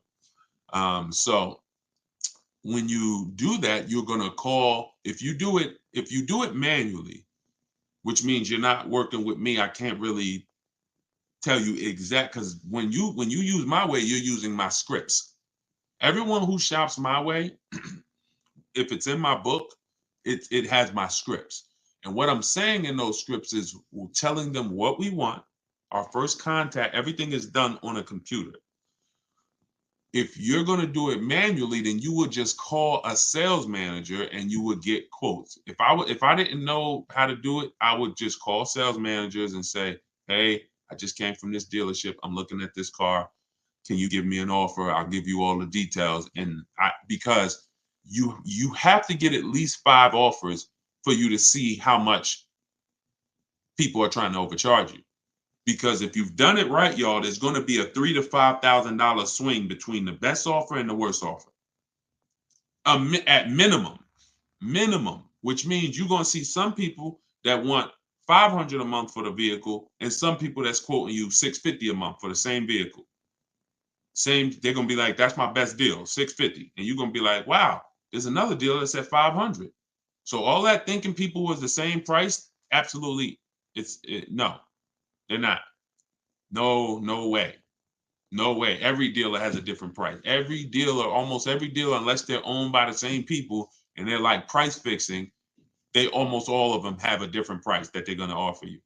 So the key is sorting for the best offer. I like to do it all online without speaking to anybody. If you want to do it manually, online requires you know what to say. Your dealerships are trained for people who are trying to get deals and trying to save money online. Online has been around since 2005, 6, 7. This isn't new. They've had chances to train people to make sure that they're not letting people just save thousands and thousands of dollars online. So they're going to make it hard, which is why we have to know what to say. If they say, hey, can we get you on the phone? You know, who's heard that? Who's heard that before when you try to shop online? Hey, can we just get your phone number? We can talk. It's a lot easier. Hit the like button if you've heard that. Or what about, as soon as you get on the phone with a dealership, y'all, what's the first question that they ask when they find out you're interested in a car? What's the first thing that they're going to ask you? Let's see. We got hundreds of people on here from every platform. What is the first question? Let me see how common and predictable this is. What does the dealership, from the moment you get on the phone with them, what are they asking you? Okay, I see. What's your credit score? Yep, they're gonna, yep. But I'm looking for come in. Exactly. Exactly. When can you come in? When can you come in? So we got to know what to say. We got to know. I have a response for all of that. Your response for that would be, hey, I'm actually doing all my shopping from home. I'm talking to a couple of local dealers to make sure I get the best offer. And then you always end with a question. Do you have what I'm looking for? Do you have the car that I'm looking for? We need to let them know what car we're looking for, and then we get the offer for it. But you have to be able to, every time somebody tries to get you to go back to shopping the old way, which is coming in, which is going back and forth with them, you have to continually stay on the game of, this is what I'm doing. I'm shopping from home. It's 2024. I can do that. Plenty of dealers are going to make it easy for me to do that. And that's what I'm doing. And, and then you'll reveal. You'll see things about most dealers that are going to be like, wow, they're out of control. But you're also going to see the 20% of dealers who are the people you want to do business with. Honest people. They win. They don't mind competing. They don't mind beating their competition with a better price. This is who we deal with. Let's see. I'm not a car person. I like buying cars that'll last 10 years. Yeah, I mean, that's a good thing. That's a great thing. I told y'all on the earlier hour when we talked, if you're buying a car, it should be long term. Nobody should be buying a car for a short term. You just shouldn't be doing it. You're losing too much money in depreciation, and you're not getting that value back. You pay 15, 20 grand for a car, you're trying to get out of it in 3 years, 4 years. God forbid you pay more, 30 grand, 40 grand. You're not getting that. All that money you're paying, you're losing. You notice how you're never happy when they tell you what your car is worth? You're never happy. When the dealer says, look, yeah, well, your car's worth about 19. That's it? That's all. Man, are you kidding me? Why? Because you put all this money into the car and you're trying to get some back now. You know that car was 40 grand. You know you've been paying on it for years. You know all of this. So the reason why this is happening is because you don't understand leasing in the short term. But anytime you're purchasing, it should be long term. 8, 10 years. It's the only way you're going to make the money back. It's the only way somebody who's leasing is not killing you. Because people who are leasing, getting great lease deals, they're paying pennies for the cars that we drive. We're paying hundreds of dollars less than somebody who's buying every month. What's a good affordable car to buy less than 20 grand? This really depends. It depends on what you're going to need. First thing you got to assess is, what are your needs? Because the biggest thing you pay for is size. You pay for size. So the bigger the car you need, here's what y'all remember if money starts to get tight. If y'all are ever looking at a car and money's tight, I remember when I was at Mercedes, somebody would walk into the dealership, they're looking at an SUV, 3 rows, and they're like, oh, I got a big family. I got all these kids, I need the room, right? So then we start looking at the price and we see that the vehicle is out of their price range. And, even the best deal is still out of their price range. Now they go to make a decision and they're like, well, what about the smaller Mercedes truck? And they want to look at the one with 2 rows now. Now, the reason I stop them is because they're about to get a car that takes care of their wants, but not their needs. You told me you had 3 kids, you need 3 rows? Yeah, I really do, man. So 2 rows wouldn't work for you. So don't look at 2 rows. See, when we are getting cars, we can't take out stuff that is a need. And the biggest need is size. So you got to make sure. So I always tell you, get the smallest car you can buy. Because when you don't need a big car, you can save money by getting a small car. A Hyundai Elantra is less expensive than a Hyundai Sonata. Why? Because it's smaller. So the big SUVs, you could get a big, huge SUV, no leather, no nothing, no features, base engine. It's still going to be more than a maybe decked out version of a car. Why? Because it's bigger. So if you're building, don't go crazy with size. If you're rebuilding credit, don't go crazy with size. If budget is tight, get the smallest you can. Then you go to amenities. Go to amenities next. Leather. Do I need leather? Do I need all of these features? Do I need it to have all of this technology in it? You're paying for that. So so Alicia, you're asking what's the best way to get the best car under 20 grand? It depends on what car you need. If you tell me, Deshone, I need point A to point B transportation, well, there's a lot of cars you could get under 20 grand. If you tell me, Deshone, I need point A to point B transportation, but I need a 3-row SUV, well, now there's a few cars under 20 grand. If you tell me, Deshone, I need a big car with a big SUV and it has to have leather and it has to be all of this under 20 grand, then that's fewer cars. And then the other categories are, besides size and amenities, we pay for power, we pay for class, and we pay for exclusivity. So if you say, Deshone, I need a big SUV and I want all the leather and all the features and I want the big engine in it, the 400, 500 horsepower engine, and I want to fund it. Well, there's even fewer options because you're not able to. You're building up everything that you pay for in a car. You checking everything. I want everything. So you got to know where to sacrifice. Some people, class is going to be your sacrifice. Watch this, Deshone. I can do a big SUV, but I want a Mercedes, or hey, I want a Lexus. That's different than Chevy. You could get a big SUV with leather, Chevrolet. That same SUV, same size with Mercedes is more money. Class. So you got to know what to take out. Last thing is exclusivity. I want a car nobody else has. You get taxed for that. You're going to pay a lot of money for that. I want the Hellcat, the Demon, whatever it is, whatever that, I'm getting this vehicle, nobody has it, you pay for that. So when it's time, when you're searching, Alicia, you got to say to yourself, what are my needs? And then what are my wants? If my wants might be leather and all that. My needs is I need an SUV. My needs are I need something with a hatchback because I use the back of the truck. I need whatever. Because you don't want to go and get a vehicle that has a bunch of wants that you didn't need, and now you had to get an older one. $20,000 is a decent budget. But if you go trying to get every single thing that you could get in a car, in a big car, and leather and fancy, and look, now you're going to end up getting one with 80, 90,000 miles, and it's going to not be, it's just going to be a bad, it's just, I don't want you to do that. I would prefer you not to do that. Not a good way. So assess your needs, get the smallest car you can, get what covers your needs. And if you need help purchasing it, you can use my videos. You can get my book. It's 75% off. Go to deshonsbook.com, download your copy right now, start using it. I'll teach you how to get the most for your money. That is what I do. Let's see.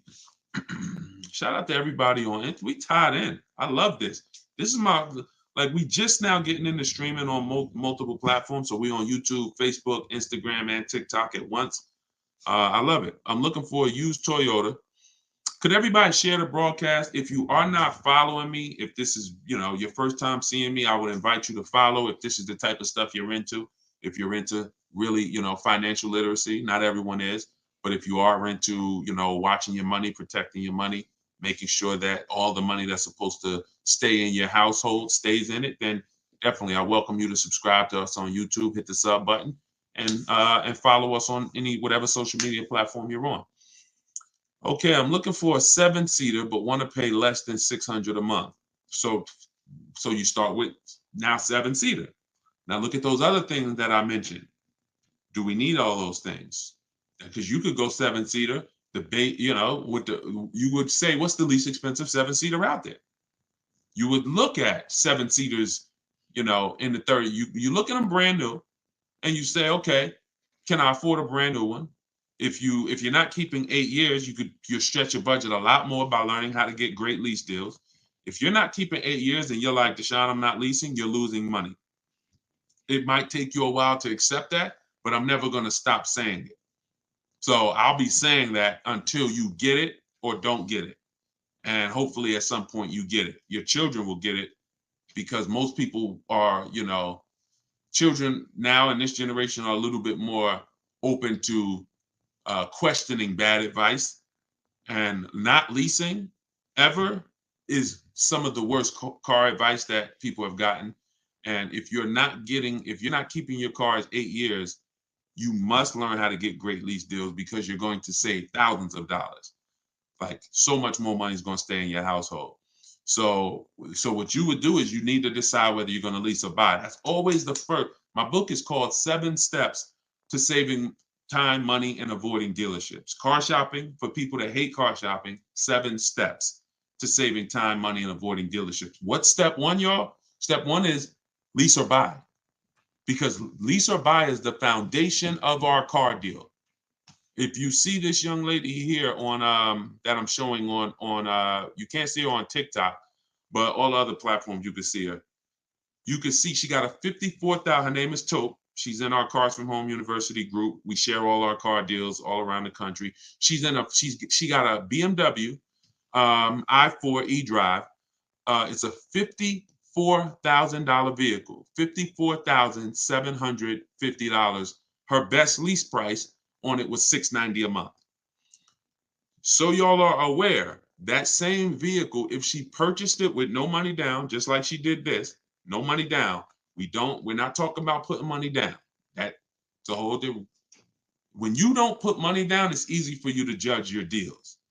Stop putting money. When you learn from me, you're going to stop judging your deals with money down, because the money down doesn't matter. It doesn't affect the deal. So to purchase this same exact vehicle that Taupe got, $54,000, that's an $1,100 a month car payment. Every $5,000, if y'all remember, is $100 a month. Every $5,000 you borrow.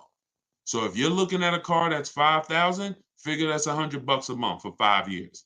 If you're looking at a car that's $10,000, $200 a month for 5 years.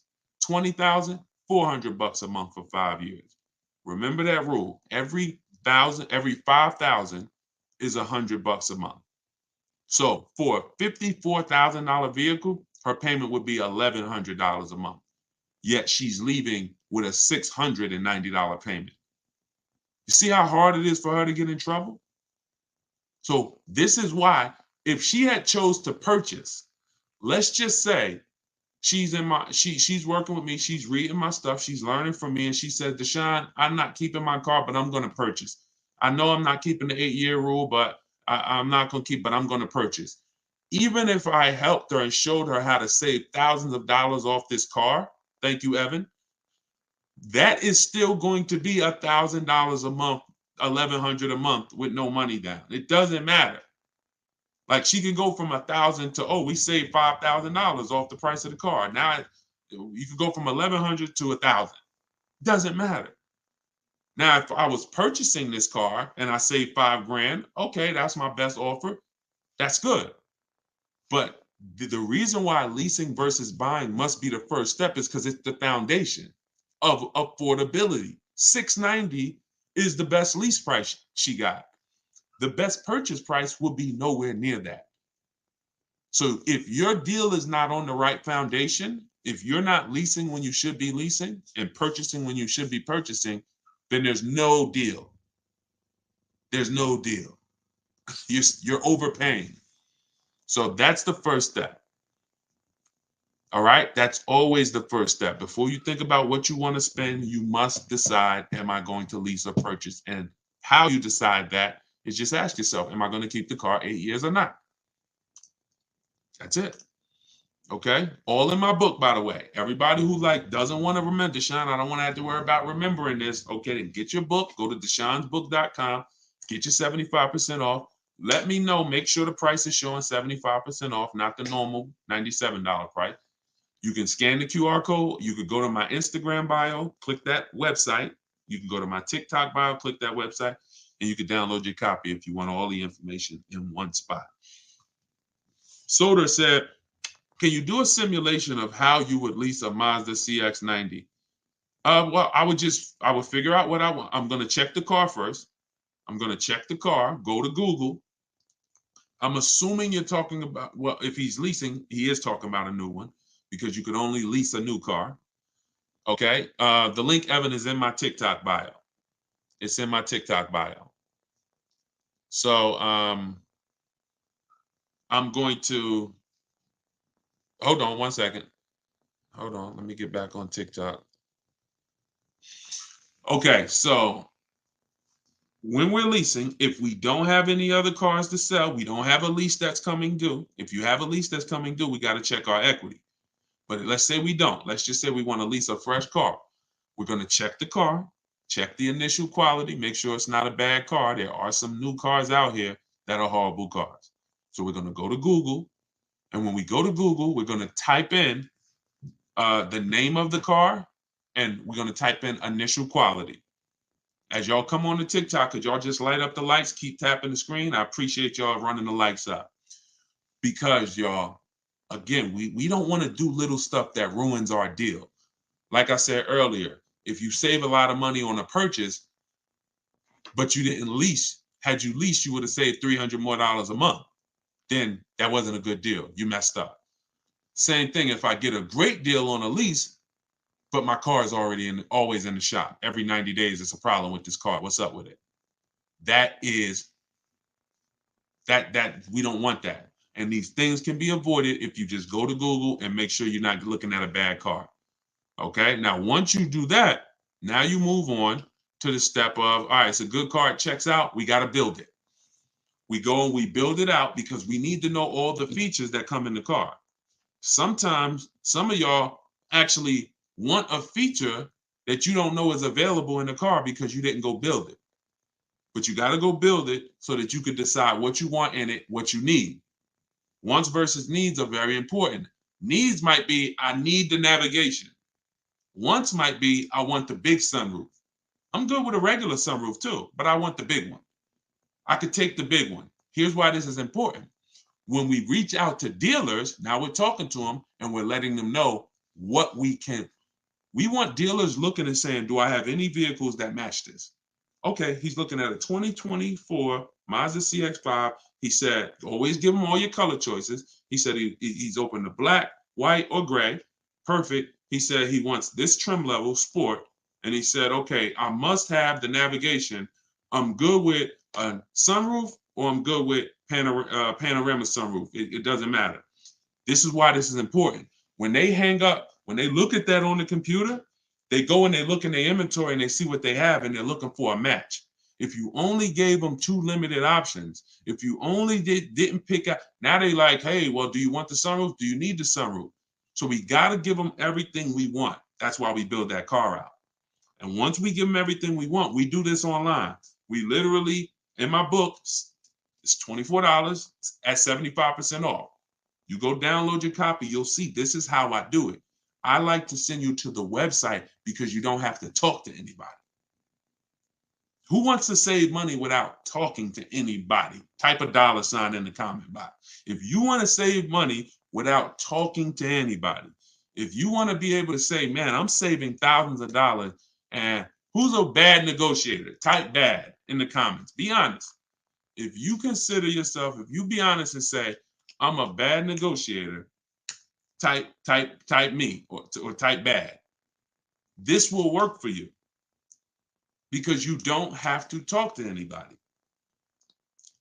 Even if you're going to do what I said earlier, if you're not going to use the book, if you're not going to get the book and use it, then you can call sales managers. That's going to take a little bit more time, and you got to remember what you want, and then you got to be telling them all the information they're going to need. They're going to need to know where you work at because they can't give you the rebates. They don't know if you qualify for any rebates until after they know where you work. They don't know whether you qualify for any rebate until until they know what cars we have in our household. Like I got an Infinity truck. Sometimes they'll give a rebate because you have a competitor brand. You get $1,000, $1,500, whatever it is. So everything, I have this template where you just fill this in. So when you're shopping for a lease or a new car, it has everything that you need there. This is what a dealer must know in order to give us an offer. Okay, could y'all keep lighting up the likes on TikTok, tapping the screen? I appreciate it. I see the likes going up, and I appreciate it. We letting them know, letting TikTok know we changing lives here. We want to set people free financially, but that's what's necessary. Like I'm letting them know what I want, and then I'm doing it with multiple dealers. In the book, I teach you something called the 25-to-5 strategy. That's something y'all going to hear me talk about a lot. That's where we connect with 25 dealers to get 5 offers. 25 dealers to get 5 offers. And what you love about doing it this way, you don't really hear, oh, we don't have that color, or we don't have that. See, when you're talking to 1 dealer or 2 dealers, you're going to hear that. You're visiting 1 dealer or 2 dealers, oh, we don't really have that color. No, we don't have the car exactly like you want it, right? Who's heard that? And then they'll tell you, oh, well, the supply is limited. And they'll tell you, hold on 1 second, y'all. So they'll tell you that inventory is limited.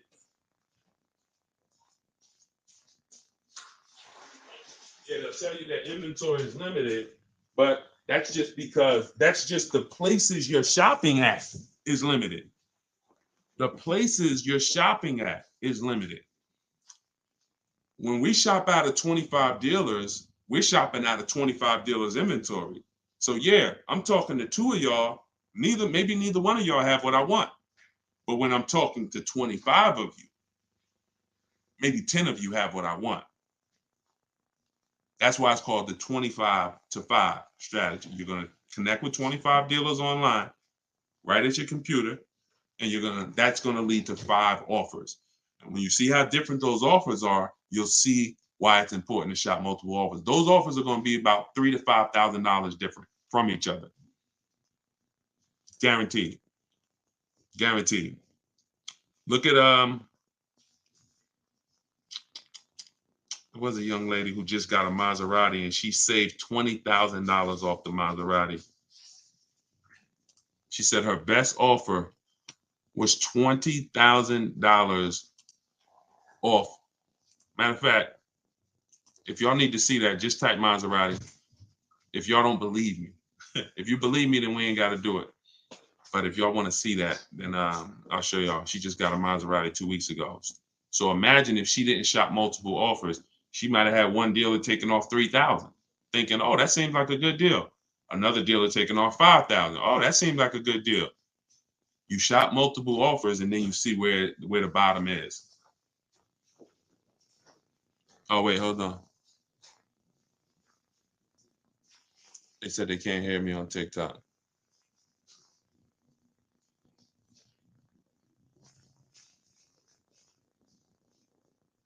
Can y'all hear me now? Can you hear me?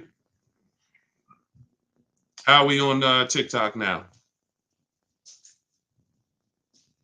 Let me know if y'all can hear me on TikTok before we keep it going. Thank you so much for the strategies and tactics. Absolutely. That's the look. One thing we're gonna do here is strategies.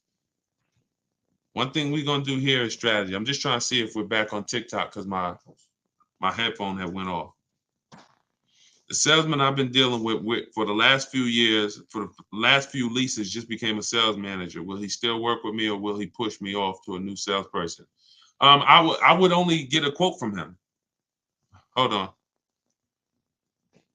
Let me take this off. All right, how about now? Can y'all hear me now? Let me turn this Bluetooth off. Can y'all hear me now?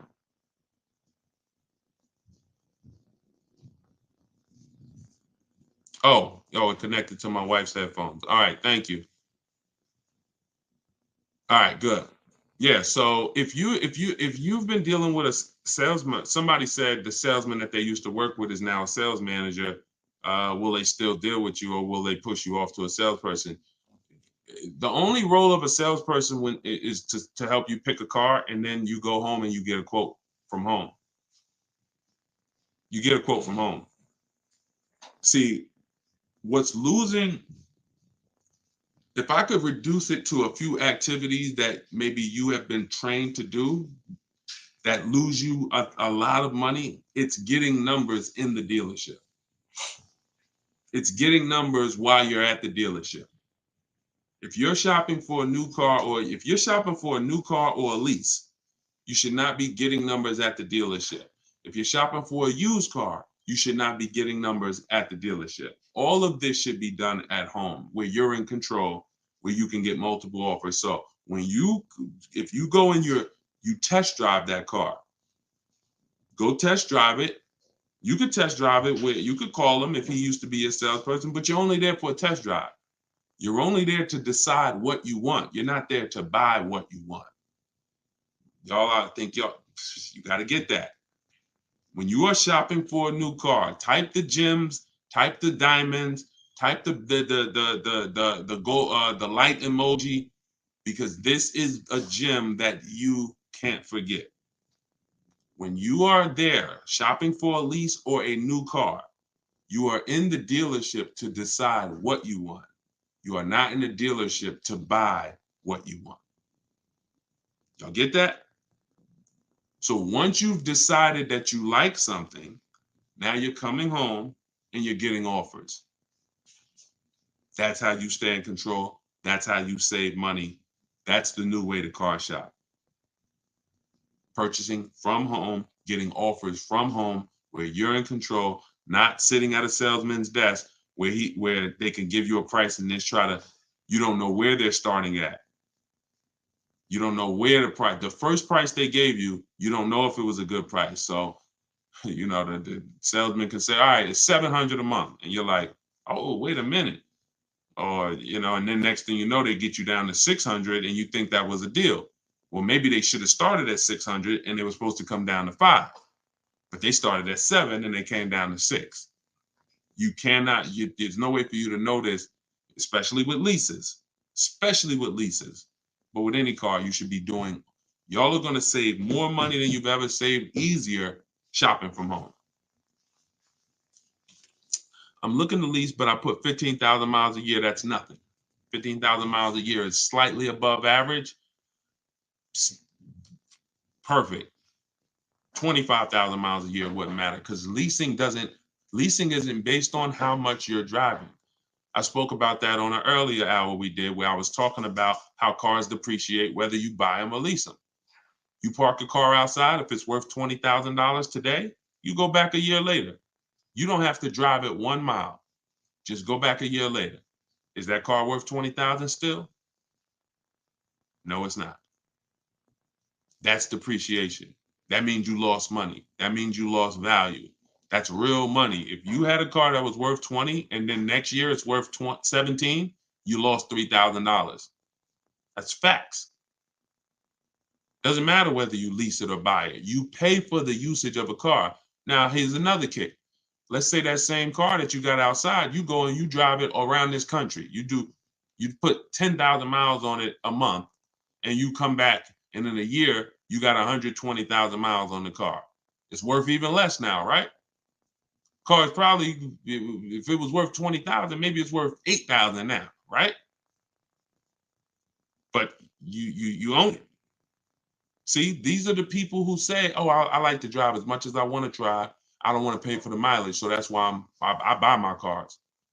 Never a reason to buy, because you lease. You're literally paying for the car.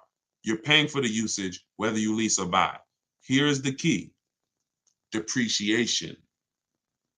What you're trying to avoid when you lease is taking all the depreciation hits that the owner takes when they buy a car. You lose 20% the first year, 15% the second year, 12%, 12%, 10%. You're losing value every year. Now, there comes a point in time, if those of you who keep cars a long time, where you go from losing 10%, you go from losing these high percentages every year to the point where if you keep your car long enough, you might only lose 5% a year. You might literally, the longer you keep a car, the less it depreciates later. But you have to get to the later. If you trade out of that car before you get to the later, you've lost. Because all that depreciation you just took, now you just replace the car and you go start over again. Don't do that. Trust me when I tell y'all. The more you understand leasing, and my entire step one is about leasing versus buying. In the book, everything I teach, get your book for 75% off. Make sure you get your 75% off, but you'll see step one is all about leasing versus buying, because that's the most important part of going into a car transaction. Oh man, good to see you, Texas. How many years is later? How many years is later? Remind me what we were talking about. I know I was talking about doing something later, or a long time ownership later. I don't know. Remind me what I was talking about. If you owe on the car what the car is worth, should you trade it in and lease? So that's a great question. If you could get out and break even and you're not keeping that car 8 years, then I would get out of it immediately, because there's no benefit to me staying in it. The money that I'm going to pay for a great lease, as long as you know how to get a great lease deal, don't go from a daggone finance to either a regular lease deal or a bad lease deal. You don't want to do that. But once, there's no benefit to me staying in a car that I'm not keeping. I could drive a lot better vehicle transitioning to a lease now, because the vehicle is going to be brand new, and I'm going to have a better vehicle for my money. The money's going to be better. Whatever I'm paying for this used car or this car that I'm driving, it's going to be better when I lease. It's just going to be better. Again, the only people who should own are people who are planning to pay off their cars, or people who are planning to keep their cars for a very long time, 10 years. That's who should be owning. And the people who are owning, who are thinking about keeping cars for a long time, you ain't thinking about replacing that car. You ain't thinking about when to replace it. You ain't thinking about, should I replace it? You thinking about, okay, I'm gonna pay this thing off, and then this is my car. So if you are thinking about, should I trade this car in and lease now, it's probably because you're a lease person. You're not keeping your cars 8 years, and you should be leasing anyway. So in that case, there's no benefit to you waiting. There's just no benefit to you waiting unless you have negative equity. In the book, I talk about negative equity. Some of you, you're going to have too much negative equity. You're not going to be able to transition to a lease yet. You're going to have to pay down some of the negative equity. I've had me a car 14 years now. I'm looking for a new one. There you go. Listen, definitely, that's how you get your money out of a car. 14 years, great money out of a car. You know, I don't know if you're going to do that again. If that's your goal again, if it is, then you purchase. Then you purchase. Oh, somebody going to comment Maserati. Want to see that Maserati deal? Hold on. Let me get it.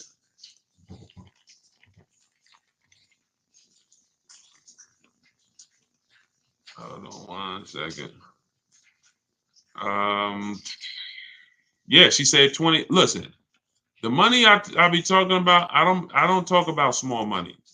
I don't talk about small money, y'all. We are not only the only small money that we've talked about so far is the price of my book at 75% off. Like that's small money. It was actually inexpensive to begin with. I wasn't gonna make the book super expensive to begin with, but at 75% off, to download your copy now of my new book, Car Shopping for People That Hate Car Shopping, get it for 75% off now. Go to my TikTok bio. You're not going to leave the broadcast, so you won't get kicked out. Go to my TikTok bio or go to my Instagram bio, click the picture of me, and you'll see a website there. When you click that website, you'll be able to get yours for 75% off. And you'll have everything that I teach in one spot so that you can use this stuff. Thank you, Paul. And so that you can see how much money you're going to save when you just start shopping different and when you know where the hidden money is in your car deals. All right, so this was March 3rd. Hold on, I had to download Kimberly's picture. So check this out. Yeah, you guys can't see it on TikTok, but I'm showing a picture on YouTube, on Facebook, and on Instagram. This is Kimberly. Kimberly on March 3rd, not even 2 weeks ago. She picked up her Maserati. She's in our Cars from Home University. We have a video library. So we have everything I teach is available in two forms. One is the book.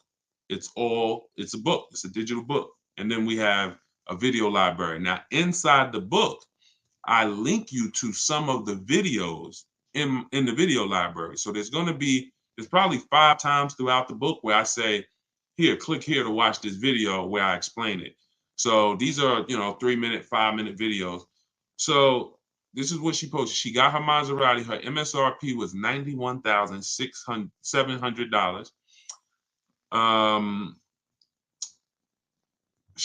Her payment's $944 a month, which is crazy. That's a $1,800 car payment.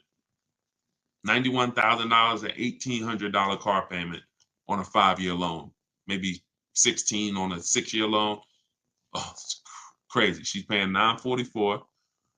And where is let me see, where is she said I got offers. Look, 7 competitive offers. This is why it's important. This is what I was telling y'all about these multiple offers.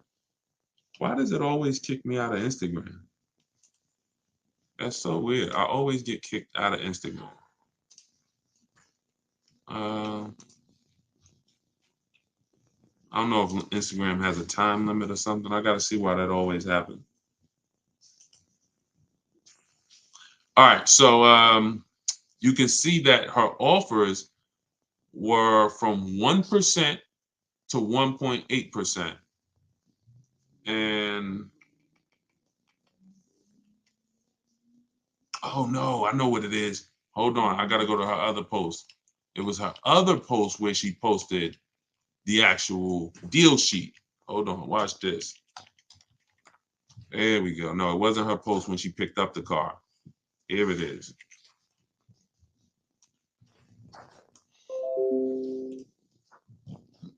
So she has this great offer and she comes in our Facebook group. She's like, okay, how do I lock this thing up? Check this out. All right. And these are the same deals you will make. Like, you don't have to, no matter what car you're shopping for, You'll get to the bottom. You'll know what the bottom is for it. Check this out. So here it is. 91,000. This was a competing offer. This was her best offer before her true best offer. Because the dealer that ended up making her this offer didn't win the business. The dealer that was closer to her said, well, I'll beat that offer. And that's the one she ended up going with. But this one right here had an $86,961 MSRP. And look, the selling price that she got, $66,261. She's sitting at home comfortable, y'all. Talking to multiple dealers, sitting at home comfortable while dealers are bidding for her business. She's sitting up here. She said there are people that were the same time Kimberly was out here shopping for that Maserati. There's other people all around the country who are shopping for that same Maserati, and they're literally in the dealership trying to, hey, come on, man. Can you take off a couple more dollars? Come on, man. Yo, I'm already taking off 5,000 for you. Come on, man. Can you do, come on. So what if you do 7? Can we do 7? Can we do 10? Meanwhile, Kimberly's saving 20 grand while she's at home. Why? Because you have leverage. She's in control. When you use what's in my book, when you use what you're going to learn from watching my videos, you will see I want you shopping with leverage and control where you can see all these offers while you sit at home and they're bidding for your business. It's hard to make a mistake when you're sitting at home in your living room. It's hard to make a bad choice. It's hard to say the wrong thing when you're not talking to anybody. So the key is learning how to shop online properly. That's what I'm here to make sure you do. I know some of you have tried to shop online, but there's a right way and there's a wrong way. The right way gets you those kind of results. I like this, man. Thank you so much, Good Time. Yeah, IG is weird, and you get kicked out if they don't know who you are. Yeah, I don't know what that was about. I got to look into that. So I'm trying to pay $287 a month. You just got to see, what does $287 a month get me? $287 a month is probably about a $13,000 loan for 5 years. Maybe about a $14,000, $15,000 loan for 6 years. Maybe about a 15,000 depending on interest rate. So the question always, it's not just what we want to pay. What can we get for what we want to pay? We got to explore it. And you need to know whether you're leasing or purchasing. That continues to be skipped. That's step one. And this answer is, are you keeping the next car 8 years or not? If you call me and said, Deshone, I'm car shopping, man, I would love your help. I want to do things the way you say do it. What's my first step? How long you keeping the car? How many years? I'm gonna keep it for about 5. All right, we leasing. Okay, perfect. What's our next step? And so on and so forth. You must have the first step handled. Leasing versus buying is step 1. It's not step 3. It's not step 2. It's step 1. If you go off the purchase and you should be leasing, you're done. You lose. Don't matter how much money you save, you lose. Because you're losing, you lose. So you must know that. It's the car I want. I'm willing to keep it. Great. So then we go and we get do you have a car to sell? Step 2 in the book, equity assessment. This is where we have to take, who's traded a car in before? Type T if you've traded a car in before. If you've traded a car in before, type T. Trade it. All right. A lot of you have. I'm going to tell you something that may be shocking, right? But it's absolutely a fact. You learning from me, if you use what I'm telling you, you'll probably never trade a car in again. Deshone, what do you mean? We never trade cars in? I'm going to tell you why. We use a bidding system. We don't trade our cars, we sell them. We sell them to cash buyers who can look at the car and write a check immediately. These are our Carvanas of the world. These are our Driveways. These are our CarMaxes. These are our Auto Nations. These are Kelly's Blue Book Instant Cash Offer. This is the equity assessment.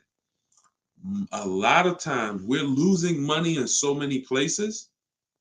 It's like money leaking out of our car deals in so many places. This is another one of them. We are not trading our car in because, let me ask you a question. When have you ever got the most something was worth trading it?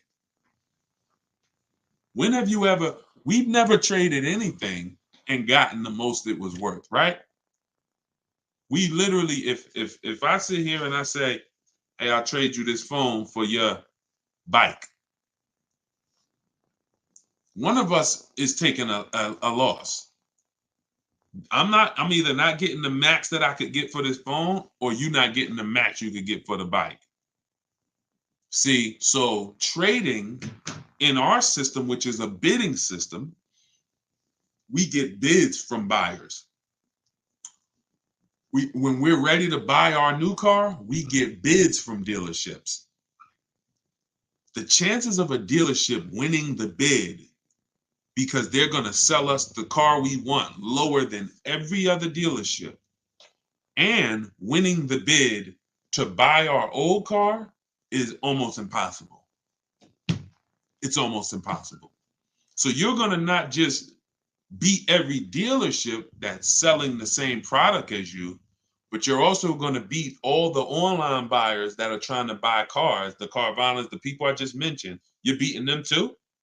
Oh, you're going to be out of business soon. They can't burn the candle from both ends. So what we do, this is called timing our transaction. We're going to sell to the highest bidder. We're going to buy from the lowest bidder. So what we've had many times is we've had people who go pick up their brand new car from the dealer who won the bid. And then after that, they go drop off their old car at CarMax and get their check. Or they do the old car first and then go pick up the new car. Because they're giving me $2,000 or $3,000 more than a dealer would have given me on trade. I'm going to go get my $3,000 more here, and then I'll come and I'll buy the car from you. This is how we maximize the transactions, y'all. This is how we make sure at the end of the transaction, we haven't left any money out of it. We have to get bids for every part of it. We talked earlier in the broadcast about getting bids from banks. If you just missed it, if you just hopped on, you missed me talking about the bank bidding war, the process that the credit bureaus allow us to shop our rates within a 45-day period, an unlimited amount of times, and at the end of that period, it only weighs on our score like one hard inquiry. This is, y'all got to use this. Until you use this, you ain't seeing the real money. Until you actually use what I'm telling y'all, you haven't seen the real money yet. You haven't seen the real money in the car deal. You haven't seen how overpriced some dealers are. So you have to use this in order to see how much money is in these processes. But that's how much you're giving to banks by not shopping them, by just saying, oh, that's my bank. I'm going to go with my credit union. And then not shopping them, not giving them an offer, not letting someone else get a chance to bid against them. That's a mistake. You're not my friend. Listen, ladies, gentlemen, these banks aren't our friends. These banks wouldn't do business with us if they didn't make money on us. They're not our friend. Oh, I've been banking there for years. They love me. They don't love you. They love the money they make on us. So we have to be as diligent as they are. I'm going to see if you're giving me you're giving me 6.29. Let me see who can beat it. All right, I'm glad. Yeah, I've been doing business with y'all. I love y'all. But if somebody else could give me a rate that's half a point less than you, or a point less than you, or 2 points, then I will be giving them that business. Why would I pay you an extra $1,000 in interest? No. So we get bids for everything. And that's how we guarantee that we save the money we're saving. That's how we're able to do this. Can't lose when you're getting bids. We commit to them, but they don't commit to us. Oh, absolutely. Well said. Absolutely. They don't commit to us. They are committed to, they don't even want us shopping their competition. No, none of these banks, dealerships, they don't want us shopping their competition, because that's when we save money. We save money when we shop competition. and we save it easier. Shopping competition is the easiest way to save when you're doing it right, like I'm telling you to do it. It's the easiest way to save. You forget negotiating, forget, oh, take off another 1,000, take off. No. Listen, I'll call you back. I'm going to get a couple more offers if you're talking to them. If you're using what's in my book, you ain't talking to nobody because my scripts is in there. I cannot tell you everything to say and you remember it here on a broadcast. But inside my book, Car Shopping for People That Hate Car Shopping, 7 Steps to Saving Time, Money, Avoiding Dealerships, you have all my scripts, you have all my templates, all the websites I use, because I want you to go direct to the dealer's websites. I don't want you going to a third-party website that's going to sell your information. We also always get a Google Voice. That's in there too. You want to get a Google Voice number, and you want to get another Gmail. This is going to be your shopping email. Deshaun, we're going to have a shopping email. You're going to get a shopping email because when you see how we contact dealers and how we look at our deals, you're going to see we can't have all of these dealers in our personal inbox. Now we looking through our daggone work emails and then our personal emails, and now we got some car emails in here, and no, it's a mess. We can't win like that. So we always set up a personal shopping email, a Google Voice number, so we could screen calls so that dealers aren't, who's been at work or somewhere, and they pick up their phone and, hey, this is Alan from over at ABC Jeep Dodge. You were here the other day. I'm just calling to check in. I can't really talk right now. You know, we don't get those calls. When you set up a Google Voice, I don't want no secret calls, no pop-up calls from car salesmen. We are here to shop online, and we are here to shop online by not saying anything. The more we say, the less we save. Remember that. We're gonna brand that one. Okay? The more we say, the less we save. Doesn't matter what time of the month you shop. No, I talked earlier about the 2 dates. Inside the book and you know, on my videos, you'll hear me talk about the 2 dates. 2 most important dates you must know when you're shopping for a car is what's my as soon as date. That's the date I can make a deal. You're not in the market. Don't even look at cars. Don't get offers. Don't look at deals. Don't have somebody work you up a deal until you can accept it. Now, you might say, Deshaun, well, that's tomorrow. Like, I could accept a deal today. Perfect. That's your no later. I mean, that's your as soon as date. Now, your next date is your no later than date. That's the deadline. That's like, Deshaun, I go back to work on, June 1st. I got to have a car by May 31st. Perfect. That's your no later than date. Now, in between those 2 dates is your shopping timeline. That could be a month, that could be a year, could be a week, but that's the timeline we have to watch offers and say no. And say no. You want to be able to watch offers because offers change. You know, when I was shopping for my Infiniti truck, pre-owned one, I saw the price trends. One of the things that I'm going to show you when you learn to shop used cars the way I want you to shop, you're going to see the price trends. You're going to see the low side of the market and the high side. I noticed the low side of that market is 22,000 and the high side is 31,000. So now I'm looking because our goal is to buy, remember this, y'all, below market value. Forget market value. These words that people use are expensive words. I'm never interested in market value. The only time I'm interested in market value is knowing it so I can make sure I'm buying below it. You see what I'm saying? You don't want market value. You want below market value. And so that's when we're shopping for a used car, we're looking at those things. I'm showing you first when we open up the marketplaces, how to see the low side of the market and the high side so we can identify the low and we can make sure that everything we're targeting is the low.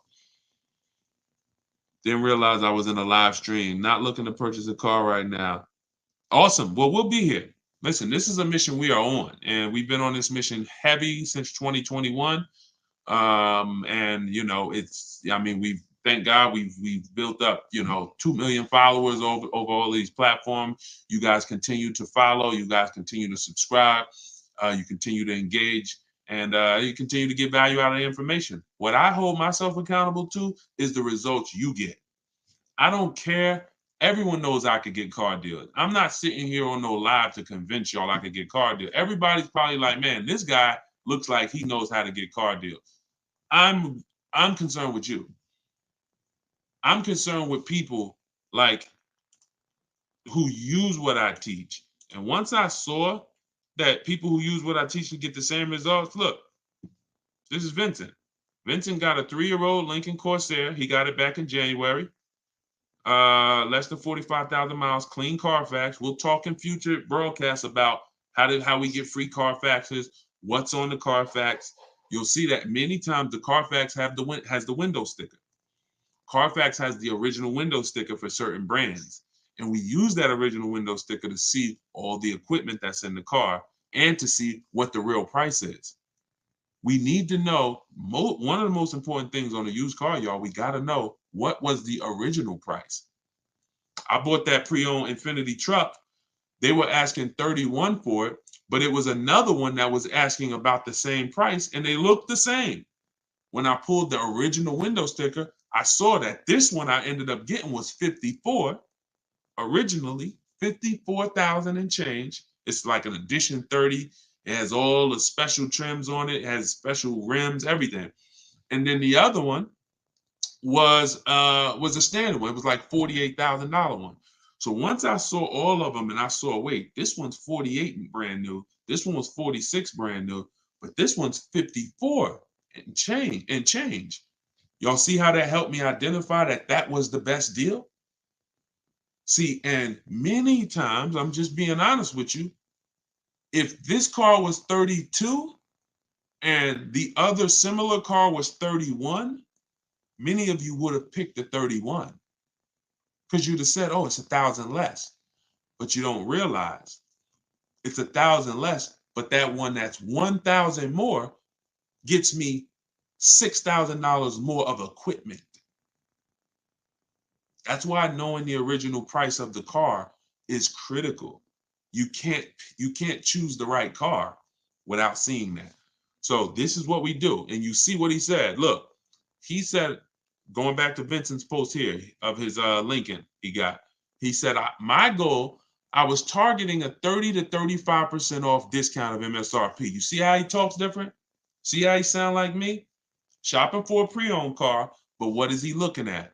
I'm targeting this much discount off original MSRP. See, this is not how we've been taught to shop. Pre-owned cars, we must know what it costs originally. I don't care what you're asking for it. I don't care what the market value is for it. What was it originally?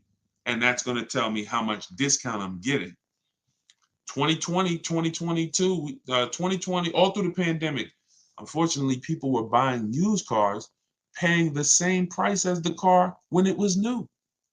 People were buying Toyota Camrys for $29,000 that was $20,000 brand new.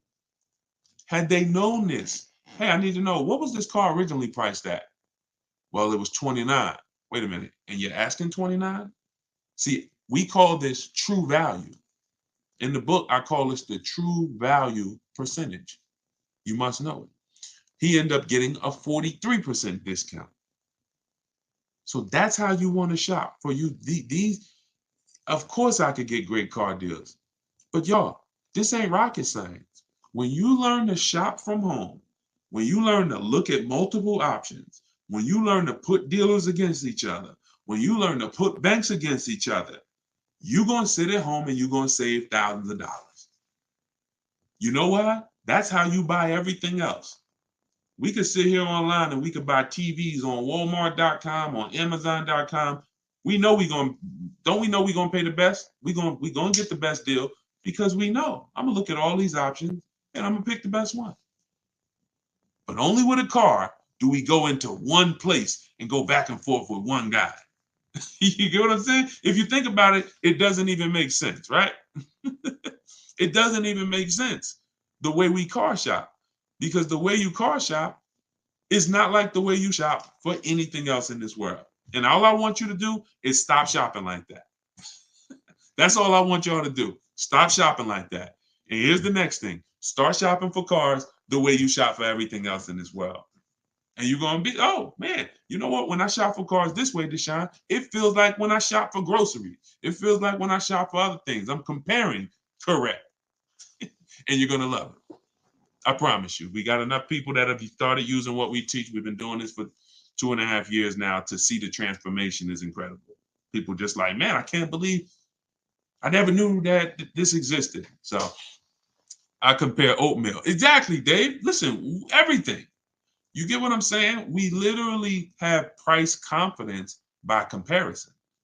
You know what? And look, y'all will see these Carvana commercials, right? Y'all ever see the Carvana commercials that says we have 50,000 cars for you to choose from?